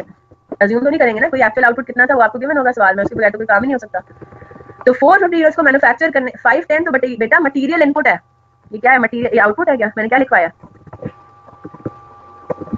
ये क्या है, input of material is 510 kilogram. अब बात समझ आई, हमने 510 किलोग्राम मटेरियल का इनपुट किया, 60 किलोग्राम इसका मतलब है लॉस हुआ। बात समझ आ रही है, 510 किलोग्राम के मटेरियल इनपुट अगर किया तो एक्चुअल लॉस आपका कितना हुआ है, 510 किलोग्राम डाल के हमने 450 किलोग्राम का हमें आउटपुट मिला, तो इसका मतलब है 60 किलोग्राम का लॉस हुआ है। Is that clear. और स्टैंडर्ड लॉस होना कितना चाहिए था, 50, यानी कि एक्चुअल लॉस भी आपका स्टैंडर्ड से ज्यादा हुआ ना। एक्चुअल लॉस आप कह रहे थे कि 50 किलोग्राम होगा, लेकिन आपके पास एक्चुअल लॉस कितना हुआ, 60 किलोग्राम हुआ, तो मैन्युफैक्चर 450 किलोग्राम हुआ। अब बात समझ आ रही है, तो अब इधर आ जाते हैं। तो 510 जो एक्चुअल क्वांटिटी आपने कंज्यूम किया, अगर वो आप स्टैंडर्ड मिक्स में लगाते तो वो कितना लगाते, 255। अब ये आप कह रहे हो कि 510 क्यों लिया बेटा, actual quantity and actual mix में एक्चुअल क्वांटिटी लेनी है ना। एक्चुअल क्वांटिटी आपने टोटल कितनी डाली है, इनपुट मटेरियल्स का आपने कितना लगाया है, 510 किलोग्राम लगाया है, लेकिन अब उसको आपने 50% के रेशियो में नहीं लगाया है ना। अब अगर आप इधर देखो, आपको वो कह रहा है कि एक्चुअल मटेरियल बी का इनपुट कितना है, वो क्वेश्चन में इसने बता दिया 350 किलोग्राम आपने मटेरियल बी का लगाया। तो अगर हम स्टैंडर्ड मिक्स फॉलो करते तो 350 किलोग्राम मटेरियल ए का भी लगना चाहिए था 50-50 के हिसाब से, यस और नो, है ना। आपने वर्कआउट कर लिया, टोटल मटेरियल लगा है 510, जिसमें से वो कह रहा है कि 350 किलोग्राम मटेरियल बी का है, तो मटेरियल ए का कितना बनता है 160। तो इसका मतलब ये हुआ कि हमारा एक्चुअल मिक्स जो है वो 50% नहीं है। Is that clear. हमारा एक्चुअल मिक्स जो है वो 50-50 नहीं है, बल्कि वो कम है, बल्कि उससे कम है ना। मटेरियल ए जो है वो 160 और 350 का रेशियो आप निकाल लें। बात समझ आ रही है जी, बिल्कुल बेटा। वो देखे ना, actual quantity in standard mix और actual quantity in actual mix दोनों सेम है। एक्चुअल क्वांटिटी अगर हम स्टैंडर्ड मिक्स में लगाते तो वो होता 50% मटेरियल ए का लगना था, 50% मटेरियल बी का लगना था, लेकिन हमने एक्चुअल क्वांटिटी जो एक्चुअली लगाई वो कितनी लगाई, एक्चुअल क्वांटिटी हमने लगाई 350, सवाल में गिवन है 350, क्वेश्चन में गिवन है actual input of chemical B 350 kilogram. Is that clear. Actual input of chemical B question में गिवन है, तो हम ये कह रहे हैं कि 510 किलोग्राम हमने वर्कआउट कर लिया कि टोटल मटेरियल लगा कितना है, 510 किलोग्राम लगा। ठीक है, जिसमें से 350 जो है वो मटेरियल बी का है, तो उसका मतलब है मटेरियल ए के कितने लगे, 160 किलोग्राम हमने एक्चुअली लगाए। आपको 510 में क्या मसला है बेटा, 510 हमने वर्कआउट नहीं कर लिया, यील्ड वेरिएंस को कैलकुलेट करके हमने निकाल लिया कि हमने एक्चुअल मटेरियल कितना लगाया। हमने एक्चुअल मटेरियल लगाया 510 किलोग्राम। अगर हम ये मटेरियल स्टैंडर्ड मिक्स में लगाते तो ए और बी का कितना बनना था, 255, लेकिन हमने एक्चुअली 510 को किस रेशियो में लगाया, 510 में से वो कह रहा है 350, क्वेश्चन में गिवन है कि मटेरियल बी का लगा और बाकी 160, इसका मतलब है मटेरियल ए का लगा है। 510 में क्या इशू है, actual quantity in actual mix और actual quantity in standard mix का टोटल तो हमेशा हम सेम ही लेते हैं। हम जरा पिछले क्वेश्चन सारे उठा के देखो, actual quantity in actual mix क्या कहता है कि जो आपने एक्चुअल क्वांटिटी लगाई उसको एक्चुअली किस मिक्स में लगाया। ठीक है, actual quantity in standard mix कह रहा है कि आपने टोटल एक्चुअल क्वांटिटी जो मटेरियल की लगाई वो उसको अगर हम स्टैंडर्ड रेशियो में लगाते तो मटेरियल ए मटेरियल भी कितना लगना चाहिए था। तो एक ही बात है बेटा, एक्चुअल क्वांटिटी का एनालिसिस है ये। एक्चुअल क्वांटिटी आपने वर्कआउट कर लिया, आपने पहले वर्कआउट कर लिया कि एक्चुअल क्वांटिटी है कितनी, वो हमने एक्चुअली लगाई कितनी है, 510 लगाई है। 510 को अगर हम स्टैंडर्ड रेशियो में लगाते तो वो होता मटेरियल ए का 255, मटेरियल बी का 255, लेकिन एक्चुअल क्वांटिटी को आपने स्टैंडर्ड मिक्स में लगाया ही नहीं। आपने, आपको बताया जा रहा है कि जी आपने एक्चुअली मटेरियल बी जो डाला वो डाला 350, तो बताइए मटेरियल ए का मतलब कितना लगाया, 160 लगाया। ठीक है, तो actual quantity and actual mix different ही होगा, इसीलिए तो मिक्स वेरिएंस आएगा। अब बात समझ आ रही है सबको, यस और नो। अब ये आपका पूरा बन गया। ठीक है, अब हम जरा आ जाते हैं, अब जरा जो वेरिएंसेस हम कैलकुलेट कर सकते हैं वो कैलकुलेट कर लेते हैं। ठीक है, जल्दी से, एक मेजर वेरिएंस हमारा बाकी है। ठीक है, हम आ जाते हैं मटेरियल मिक्स वेरिएंस पे। हाँ जी, मटेरियल मिक्स वेरिएंस। अब याद रखिएगा, हमने मटेरियल ए का अलग निकालना है और मटेरियल बी का अलग निकालना है। क्या फॉर्मूला है मटेरियल मिक्स वेरिएंस का, हमने ऊपर इसको लिख लिया था। मटेरियल मिक्स वेरिएंस का फॉर्मूला है actual quantity in standard mix. मैं इसको दोबारा कॉपी कर लेती हूँ ताकि आप लोगों को भी आसानी रहे। हाँ जी, material mix variance, material A का क्या निकलेगा, actual quantity in standard mix कितना है 255 किलोग्राम, यस तो 510 किलोग्राम हमारा एक्चुअल क्वांटिटी था। अगर हम एक्चुअल क्वांटिटी को स्टैंडर्ड मिक्स में लगाते तो वो लगाते 255 किलोग्राम, लेकिन actual quantity in actual mix लगा कितना, मटेरियल ए लगा 160 kilogram. Is that clear? Standard rate question में गिवन है 60 रुपीज पर केजी, तो हमारे पास वेरिएंस कितना आ जाता है, यहाँ पे फेवरेबल वेरिएंस आ रहा है, ठीक है, यहाँ पे आपके पास फेवरेबल वेरिएंस आ रहा है कि आपको 450 किलोग्राम ऑफ आउटपुट के लिए जितना मटेरियल आपने लगाया आपको उस हिसाब से ज्यादा लगाना चाहिए था, आपने कम लगाया तो ये तो फेवरेबल आ गया, 5700 फेवरेबल हो गया, ठीक है। On the other hand material B पे आ जाते हैं, what is actual quantity in standard mix, वही 255 है ना, मटेरियल बी भी 255 भी लगना चाहिए था, लेकिन एक्चुअली वो लगा कितना, वो लगा 350। Is that clear? वो कितना लगा, और उसका स्टैंडर्ड रेट पर यूनिट कितना है 75। Is that clear? यहाँ तक बात समझे? मैंने सारी यही चीजें इस्तेमाल की हैं, मैंने सब ये फिगर्स इस्तेमाल किया, 255 माइनस 350, और आपको पता है मटेरियल ए मटेरियल बी के स्टैंडर्ड रेट्स तो डिफरेंट होंगे, इसीलिए हम अलग अलग कैलकुलेट कर रहे हैं इनको। Is that clear? तो यहाँ पे आपके पास आ जाता है एडवर्स वेरिएंस, हम ये कह रहे हैं कि भाई हमने स्टैंडर्ड से ज्यादा इस्तेमाल किया किसको, मटेरियल बी को, ठीक है। तो चाहे तो टोटल वेरिएंस में निकाल लें, टोटल अब आपके पास बनता है 1425 एडवर्स, ठीक है, ये काम हो गया, मटेरियल मिक्स वेरिएंस डन। दूसरी रिक्वायरमेंट क्या थी, दूसरी रिक्वायरमेंट थी मटेरियल यूजेज वेरिएंस की। मटेरियल यूजेज वेरिएंस के लिए भी जितनी इन्फॉर्मेशन चाहिए थी वो सारी की सारी हमारे पास आ गई अब, है ना। तो हमने कहा कि जी मटेरियल ए का यूजेज वेरिएंस क्या बनता है, what is standard quantity in standard mix, ऊपर आते हैं standard quantity in standard mix बनता है 250, ठीक है, 250 ये आपके पास है 250 मटेरियल ए का बनता है, minus actual quantity in actual mix कितना है 160 multiplied by standard rate 60। Is that clear? मैं बस सिंपल फॉर्मूलाज अब अप्लाई कर रही हूँ। मटेरियल बी का कितना है, standard quantity in standard mix बनती है उसकी 250, कॉलम से आप देख लें, ठीक है, actual quantity in actual mix है 350, और इसका स्टैंडर्ड कॉस्ट पर यूनिट है 75। Is that clear, yes or no? ये आपके पास फेवरेबल आ गया, आगे लिखना जरूरी है, ठीक है, और ये आपके पास क्या आ गया 250 माइनस 350 इंटू 75, ये आपके पास आ गया एडवर्स, ठीक है, ये आपने टोटल कर लिया 2100। यहाँ तक बात क्लियर हो गई। अब एक और चीज भी रहती है, ठीक है, नेट आपके पास क्या आ रहा है, एडवर्स आ रहा है, ठीक है। अब एक और वेरिएंस भी बाकी है, ठीक है, मैं कॉपी करने का टाइम दे दूंगी, जरा इसको खत्म कर लें, फिर उसके बाद एक और वेरिएंस अभी बाकी है, और वो क्या है, मटेरियल प्राइस वेरिएंस, ठीक है, मैं इसको यहाँ पर जरा कॉपी कर देती हूँ। अब मटेरियल प्राइस वेरिएंस के अंदर देखिए हमें क्या क्या गिवन है, हर मटेरियल के पॉइंट ऑफ व्यू से, हर मटेरियल के पॉइंट ऑफ व्यू से actual quantity and actual mix तो हमें पता है ना, 160 और 350, yes or no? Material A का 160, मटेरियल बी का 350, actual quantity and actual mix. अच्छा जी, और जरा देख लेते हैं, हमें मटेरियल ए और मटेरियल बी के स्टैंडर्ड रेट्स भी गिवन है, इज दैट क्लियर, 60 और 75। हमें मटेरियल ए का एक्चुअल रेट गिवन है, लेकिन मटेरियल बी का एक्चुअल रेट नहीं गिवन। अब यहाँ पे आगे हम स्टम्प हो जाएंगे, है ना। मटेरियल ए का तो सारा काम हो जाएगा, मटेरियल ए का तो आप प्राइस वेरिएंस आराम से निकाल लेंगे, लेकिन जब आप मटेरियल बी के प्राइस वेरिएंस पर आएंगे तो आप सवाल में देखेंगे आपको मटेरियल बी की एक्चुअल प्राइस नहीं गिवन। तो मुझे बात बताइए, अब आपने सो फार कॉस्ट वेरिएंस तो इस्तेमाल ही नहीं किया 3250 एडवर्स, तो क्या देखते हैं हम, क्या हमें एक्चुअल रेट मटेरियल बी का इस कॉस्ट वेरिएंस को इस्तेमाल करके पता लग जाएगा या नहीं? हाँ जी, क्या लगता है, पता लग जाएगा? पता लग जाना चाहिए, है ना, पता लग जाना चाहिए। मटेरियल प्राइस वेरिएंस को जरा देखते हैं, टू कैलकुलेट, हाँ जी, जरा इधर आ जाते हैं, अब जरा देखते हैं मटेरियल कॉस्ट वेरिएंस कितना है, जरा इसकी तरफ फोकस करते हैं। क्वेश्चन में आपको गिवन है मटेरियल कॉस्ट वेरिएंस है 3250 एडवर्स, ठीक है, इसका क्या मतलब हुआ,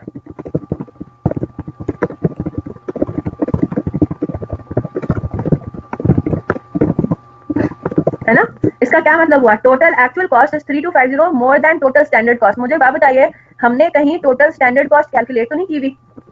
बिल्कुल की हुई है, ये देखें, टोटल स्टैंडर्ड कॉस्ट क्या है 450 किलोग्राम, जो कि हमारा एक्चुअल आउटपुट है। 450 किलोग्राम एक्चुअल आउटपुट के लिए आइडियली आपको टोटल कॉस्ट कितनी इनकर करनी चाहिए थी, 33,750। बात समझ आई? तो ये हो गया ना टोटल स्टैंडर्ड कॉस्ट हमारी, क्या अब हम दोबारा हम 33,750 को इस्तेमाल करेंगे, है ना। इसका क्या मतलब हुआ, इसका मतलब ये हुआ कि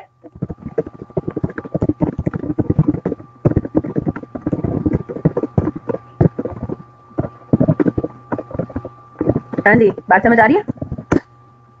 स्टैंडर्ड कॉस्ट किसको कहते हैं, स्टैंडर्ड कॉस्ट क्या है, स्टैंडर्ड कॉस्ट है एक्चुअल आउटपुट को गेन करने के लिए हमें स्टैंडर्ड कितनी कॉस्ट इनकर करनी चाहिए थी, तो ऊपर हमने वही तो कैलकुलेट किया हुआ है। 450 किलोग्राम्स को मैन्युफैक्चर करने के लिए आपको स्टैंडर्ड के हिसाब से कॉस्ट टोटल कितनी इनकर होनी चाहिए थी, मटेरियल की टोटल स्टैंडर्ड कॉस्ट इनकर करनी चाहिए थी 33,750। क्वेश्चन में आपको बता दिया गया है कि मटेरियल टोटल कॉस्ट वेरिएंस, ये टोटल कॉस्ट वेरिएंस है, ठीक है, मटेरियल का टोटल कॉस्ट वेरिएंस है 3250। इसका मतलब ये हुआ कि मटेरियल ए और मटेरियल बी के टोटल मिला के जो हमें कॉस्ट इनकर हुई है वो 3250 ज्यादा है हमारी स्टैंडर्ड टोटल कॉस्ट से, ताकि स्टैंडर्ड टोटल कॉस्ट है हमारी 33,750। इसका मतलब ये हुआ कि हमने मटेरियल ए और मटेरियल बी का जो टोटल कॉस्ट इनकर किया वो कितना इनकर किया 37,000। Is that clear, yes or no? बात समझ आ गई? हाँ जी, अब जरा इसको वर्कआउट करते हैं इसका क्या मतलब हुआ? 37,000 किस चीज का टोटल है? क्या आपको ये बात पता है? इधर देखते हैं जरा। मैं अगर आपसे ये पूछूं, ए की तो सारी इन्फॉर्मेशन गिवन है ना, ए की तो सारी इन्फॉर्मेशन गिवन है, तो क्या मैं टोटल एक्चुअल कॉस्ट ए की नहीं कैलकुलेट कर सकती? बिल्कुल कैलकुलेट कर सकती हूँ। ए को मैंने कितने एक्चुअल यूनिट्स खरीदे हैं या कंज्यूम किए हैं? मैंने 160 किलोग्राम एक्चुअली कंज्यूम किया ना, मैं एक्चुअल कॉस्ट अब निकाल रही हूँ। मैंने 160 किलोग्राम ए के एक्चुअली कंज्यूम किए हैं और एक्चुअल प्राइस ऑफ केमिकल ए की कितनी है? 75। तो जरा मुझे वर्कआउट करके बताएं, टोटल एक्चुअल कॉस्ट ए की कितनी है? 160 इंटू 75 यानी कि 12,000 है ना, 12,000 रुपए हमारी ए की एक्चुअल कॉस्ट है। अच्छा जी, टोटल एक्चुअल कॉस्ट बी की कितनी बनती है वो आप वर्कआउट नहीं कर सकते? 37,000 में से, हाँ जी, 37,000 में से ये आपके पास टोटल आ गया। बी की आप बैलेंसिंग फिगर नहीं कैलकुलेट कर सकते। बी का इसका मतलब है टोटल एक्चुअल कॉस्ट कितना है? 37,000 में से 12,000 अगर ए का है तो यानी कि 25,000 हमारी टोटल कॉस्ट है किसकी? बी की। यहाँ तक बात क्लियर होगी? अब मुझे क्या चाहिए, याद रखिएगा, मेरी क्या है, मेरा टारगेट है कि मुझे प्राइस, एक्चुअल प्राइस पता लग जाए मटेरियल बी की। तो क्या मैं यहाँ पे वर्कआउट नहीं कर सकती? बिल्कुल वर्कआउट कर सकती हूँ। 350 kgs मैंने कंज्यूम किए हैं और मेरे पास यहाँ पे अगेन क्या आ जाएगा? क्या मैं रुपीज पर केजी अपनी कैलकुलेट कर सकती एक्चुअल? हाँ जी, ये बताएं जरा। मेरे पास टोटल एक्चुअल कॉस्ट बी की, मटेरियल बी की बनती है 25,000 रुपए, ये एक्चुअल कॉस्ट है। मैंने एक्चुअली कितने यूनिट्स कंज्यूम किए हैं, कितने किलोग्राम्स कंज्यूम किए हैं मटेरियल बी के, वो किया 350 किलोग्राम। तो ये 25,000 350 किलोग्राम्स की अमाउंट बन जाती है ना, है ना? बात समझ आ गई? Therefore actual cost per kilogram of material B is equal to 25,000 divided by 350। Yes or no? बात समझ आ गई? तो ये देखें, जो वर्क बैक वाले क्वेश्चन होते हैं ना, ये रिवर्स कैलकुलेशन वाली चीजें, तो इसमें अगेन जिस तरह से आपको FR 1 में बताई जाती थी, इनकम्प्लीट रिकॉर्ड्स का आप लोगों ने चैप्टर पढ़ा हुआ है, इनकम्प्लीट रिकॉर्ड्स में भी इसी तरीके के काम होते थे, है ना? दिया हुआ कुछ होता था और आपको वर्क बैक करके मिसिंग इन्फॉर्मेशन निकालनी होती थी। अब आपको क्या पता लग गया? एक्चुअल कॉस्ट पर किलोग्राम में मटीरियल बी पता लग गया। तो अब क्या आप मटीरियल प्राइस वेरियंस नहीं कैलकुलेट कर सकते? बिल्कुल कैलकुलेट कर सकते हैं। मटीरियल प्राइस वेरियंस, मटीरियल ए का तो बहुत, सॉरी हाँ, मटीरियल प्राइस वेरियंस कह रहे हैं ना वो, बिल्कुल ठीक। मटीरियल ए का तो आपको सब कुछ पता था, है ना? मटीरियल ए का हम क्या कहेंगे? प्राइस के दरमियान डिफरेंस चाहिए, है ना? प्राइस के दरमियान डिफरेंस चाहिए, keeping actual quantity the same, है ना? तो हमारे पास स्टैंडर्ड रेट कितना था? स्टैंडर्ड प्राइस मटेरियल ए की थी 60 rupees per kilogram. Actual price material A की कितनी है given in the question? 75 rupees per kilogram multiplied by actual quantity and actual mix कितना है? टोटल मटेरियल ए को आपने कितना कंज्यूम किया? 160 किलोग्राम आपने कंज्यूम किया। तो यहाँ पे आपके पास आ जाएगा मटेरियल प्राइस वेरिएंस। आप मटेरियल बी का भी आप आराम से कैलकुलेट कर सकते हैं। मटेरियल बी का स्टैंडर्ड रेट क्या था? स्टैंडर्ड कॉस्ट थी 75, है ना? मटेरियल बी की स्टैंडर्ड कॉस्ट थी 75। एक्चुअल कॉस्ट मटेरियल बी की कितनी आई? 71.43, वो आपने वर्कआउट कर लिया, multiplied by actual quantity material B का आपने कितना कंज्यूम किया given in the question? 350 kilograms. Is that clear? Yes or no? I can understand, बहुत ज्यादा है लेकिन बहुत अच्छा और बहुत कॉम्प्रिहेंसिव सवाल था ये, और इसको अब आपका होम असाइनमेंट ये कि आपने इसको भी रिवाइज भी करना है। बल्कि मैंने आपको क्लास वर्क नंबर 9 कल दे दिया था होम असाइनमेंट में, तो ये तो फिर आपके पास 1 लेस होम असाइनमेंट हो गया, तो ये आप रिवाइज भी करेंगे। Is that clear? Yes or no? Total भी कैलकुलेट करना है, टोटल आपके पास एक। चलें जनाब, अब जिसने नहीं कॉपी किया था वो मुझे बता दे कहाँ से इसने कॉपी करना है। किसी का कोई सवाल है तो जल्दी से। नहीं जनाब, 1 आवर नहीं लगना चाहिए, वो तो मैं समझा के कह रही थी। अभी आप ये दोबारा घर पे प्रैक्टिस करेंगे, ये आपका होम असाइनमेंट है। You have to do class work 10 again. तो आपके होम असाइनमेंट्स हैं क्लास वर्क 10, 11 एंड 12, ठीक है?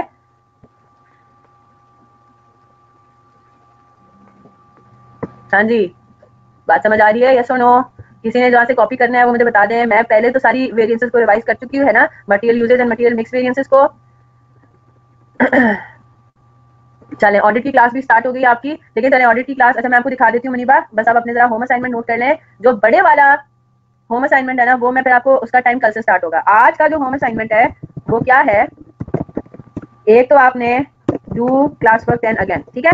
क्लास वर्क नंबर 10 आपने दोबारा से करना है, इसमें नॉर्मल लॉस वाले एक छोटे से कॉन्सेप्ट को इनकॉर्पोरेट करके कि भाई उससे आपने कंफ्यूज नहीं होना। इसके अलावा आपने करना है क्लास वर्क नंबर 11, ठीक है? क्लास वर्क नंबर 11 में भी यही होगा। आपको उन्होंने जो है वो कुछ वेरिएंसेस भी बता दिए हैं, है ना? उन्होंने प्रॉफिट जो है वो रिकंसाइल किया हुआ है, तो उन्होंने वेरिएंसेस आपको बता दिए, कुछ इन्फॉर्मेशन बता दिया है आपको। उन्होंने से क्या कैलकुलेट करना है, आपने अगेन मिसिंग इन्फॉर्मेशन यहाँ से कैलकुलेट करना है। क्लास वर्क 11 इंटरेस्टिंग सवाल है काफी। और आपके पास एक आखिरी जो हमारा क्लास वर्क है, class work number 12, Jamil industries, ठीक है? जामिल इंडस्ट्रीज आप करेंगे, इसमें आपने नॉर्मल वेरिएंसेस कैलकुलेट करने हैं, तो ये लाजमी तौर पे करेंगे सारे, ठीक है जनाब? कोई मिस आउट इसको नहीं करेगा, क्योंकि अगर प्रॉब्लम्स होंगी तो मैं डिस्कस करूंगी क्लास में, अदरवाइज नहीं, ठीक है? 11 12 क्या क्वेश्चन सॉल्व दिखाऊं आपको? आपके पास है नहीं है हैंडबुक? अच्छा जी, अनस आपका, अनस फिर छोड़ के एकदम से भाग जाते हैं अनस भी। चले, अब अनस का जो क्वेश्चन है क्लास वर्क 9 के अंदर, वो फिर मैं कल डिस्कस कर लूंगी। प्रोसेस कॉस्टिंग का मोशन का सवाल है, मुझे व्हाट्सएप कर दें, फिर आप बच्चे, टाइम नहीं बचा। चलें जी, क्लास वर्क नंबर 11 और class work number 12 home assignments for. अच्छा, लाइव समझ आएगा तो आपने मुझे प्रोसेस कॉस्टिंग के उसमें क्यों नहीं पूछा बेटा? प्रोसेस कॉस्टिंग की मैंने एक्स्ट्रा क्लास भी हालांकि रखी थी। वेरिएंसेस एंड प्रोसेस कॉस्टिंग, ओ अच्छा अच्छा अच्छा, नहीं वेरिएंसेस के क्वेश्चन में मसला है या प्रोसेस कॉस्टिंग में मसला है? मतलब वेरिएंसेस के चैप्टर का ही सवाल है ना। चलें पूछें जल्दी से, अगर ऑडिट की क्लास के लिए बाकी सब जा सकते हैं। मोहसिन जल्दी से पूछिए क्या मसला आ रहा है उसमें।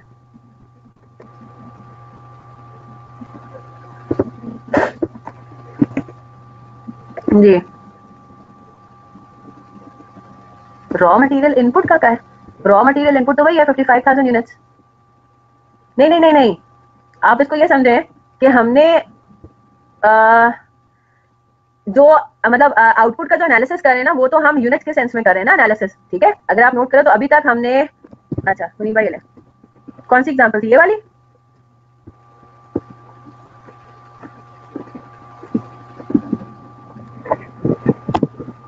चलें डन।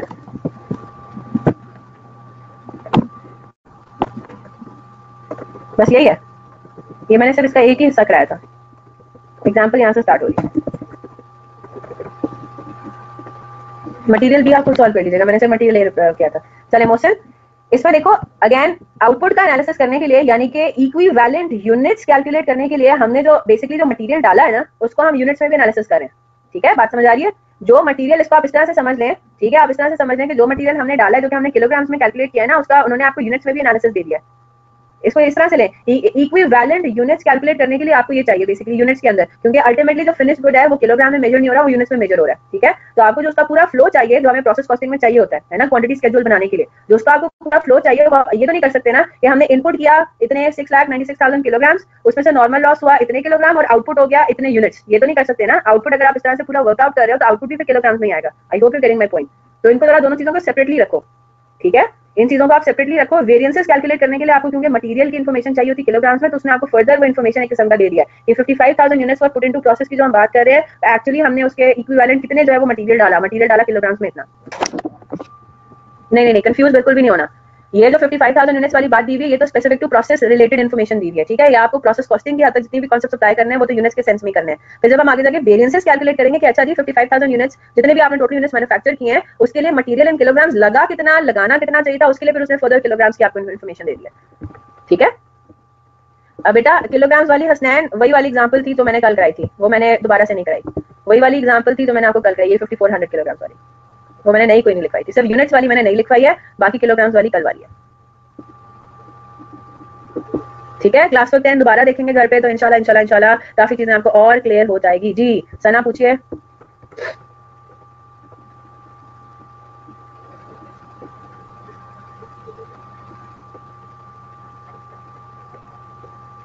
वर्किंग वन क्यों की? वर्किंग वन तो करना जरूरी है ना, आपको तो स्टैंडर्ड कॉस्ट कार्ड हर चीज के लिए कैलकुलेट करना है। नहीं, मुझे बात बताएं, हमने सारी कैलकुलेशंस तो की ही इसी इंफॉर्मेशन को यूज करके हैं। इधर देखें,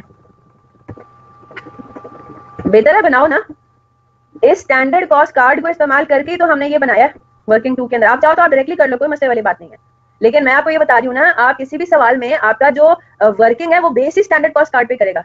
तो अगर आपको standard cost card clear cut question में नहीं गिवन, इवन दो वो अंडरस्टैंडेबल है, इतना मुश्किल नहीं है स्टैंडर्ड कॉस्ट कार्ड, लेकिन बेहतर है ना आप अपने सामने स्टैंडर्ड कॉस्ट कार्ड बना लो। ठीक है, बेहतर है कि आप अपने सामने स्टैंडर्ड कॉस्ट बना लो, ताकि उधर से फौरन से चीजें पिक की और काम करना शुरू कर दिया। तो आपकी बात बिल्कुल ठीक है। एक्चुअली वर्किंग वन से हमारे पास वर्किंग वन वाली कोई भी डेटा हमारा ऊपर इस्तेमाल नहीं हुआ, लेकिन working one was actually the basis for working two and onwards. उसी को इस्तेमाल करके अब चीजें हमने डायरेक्टली क्वेश्चन से पिक कर ली, गुड हो गया, हमें वर्किंग नंबर वन को बार बार देखने की जरूरत नहीं पड़ी, कोई मसले वाली बात नहीं है। लेकिन अच्छा हो गया ना, आपने कहीं पे अपने पास, हो सकता है आगे किसी सवाल में जरूरत वाकई में पड़े, वो इतनी उन्होंने क्वेश्चन में घिचपिच करके इन्फॉर्मेशन दी हुई हो कि बेहतर है कि आप फिर अपने पास स्टैंडर्ड कॉस्ट कार्ड उसमें से ड्राइव करके अलग से अपने पास लिख लो। ठीक है, ताकि आपको बार बार क्वेश्चन में रीड करने की जरूरत ना पड़े, ढूंढने की जरूरत ना पड़े कि जैसे स्टैंडर्ड रेट कहाँ लिखा हुआ था, स्टैंडर्ड रेट कहाँ लिखा हुआ था, आपने स्टैंडर्ड कॉस्ट बनाया हुआ है, कार्ड बनाया हुआ है, क्वेश्चन पे रीड करके बनाया हुआ है, तो आपके सामने क्लियर कट पता है कि स्टैंडर्ड रेट 60 और 75 है और आपका जो रेशियो है वो 50-50 है, तो वो सारा यहाँ पे इन्फॉर्मेशन विजिबल है। ठीक है,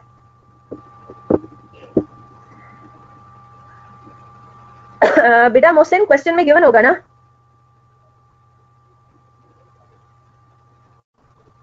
बजटिंग का मैं अगले हफ्ते रख लेती हूँ एक डिस्कशन क्लास। ठीक है, तो उसमें फिर आपकी बजटिंग के क्वेश्चन एंटरटेन कर लूंगी। ठीक है जनाब, आप मुझे बता दो कि किसमें किया है किसमें नहीं किया, फिर मैं उसमें आपको डिफरेंस निकाल के बताऊंगी कि कहाँ क्या लाइन ऐसी है कि जो जिसकी वजह से हमें ये बात पता लगी। ठीक है, चलें जी, दैट्स इट, भागें ऑडिट के लिए। इंशाल्लाह कल मुलाकात होती है, till then take care of yourselves, अल्लाह हाफिज।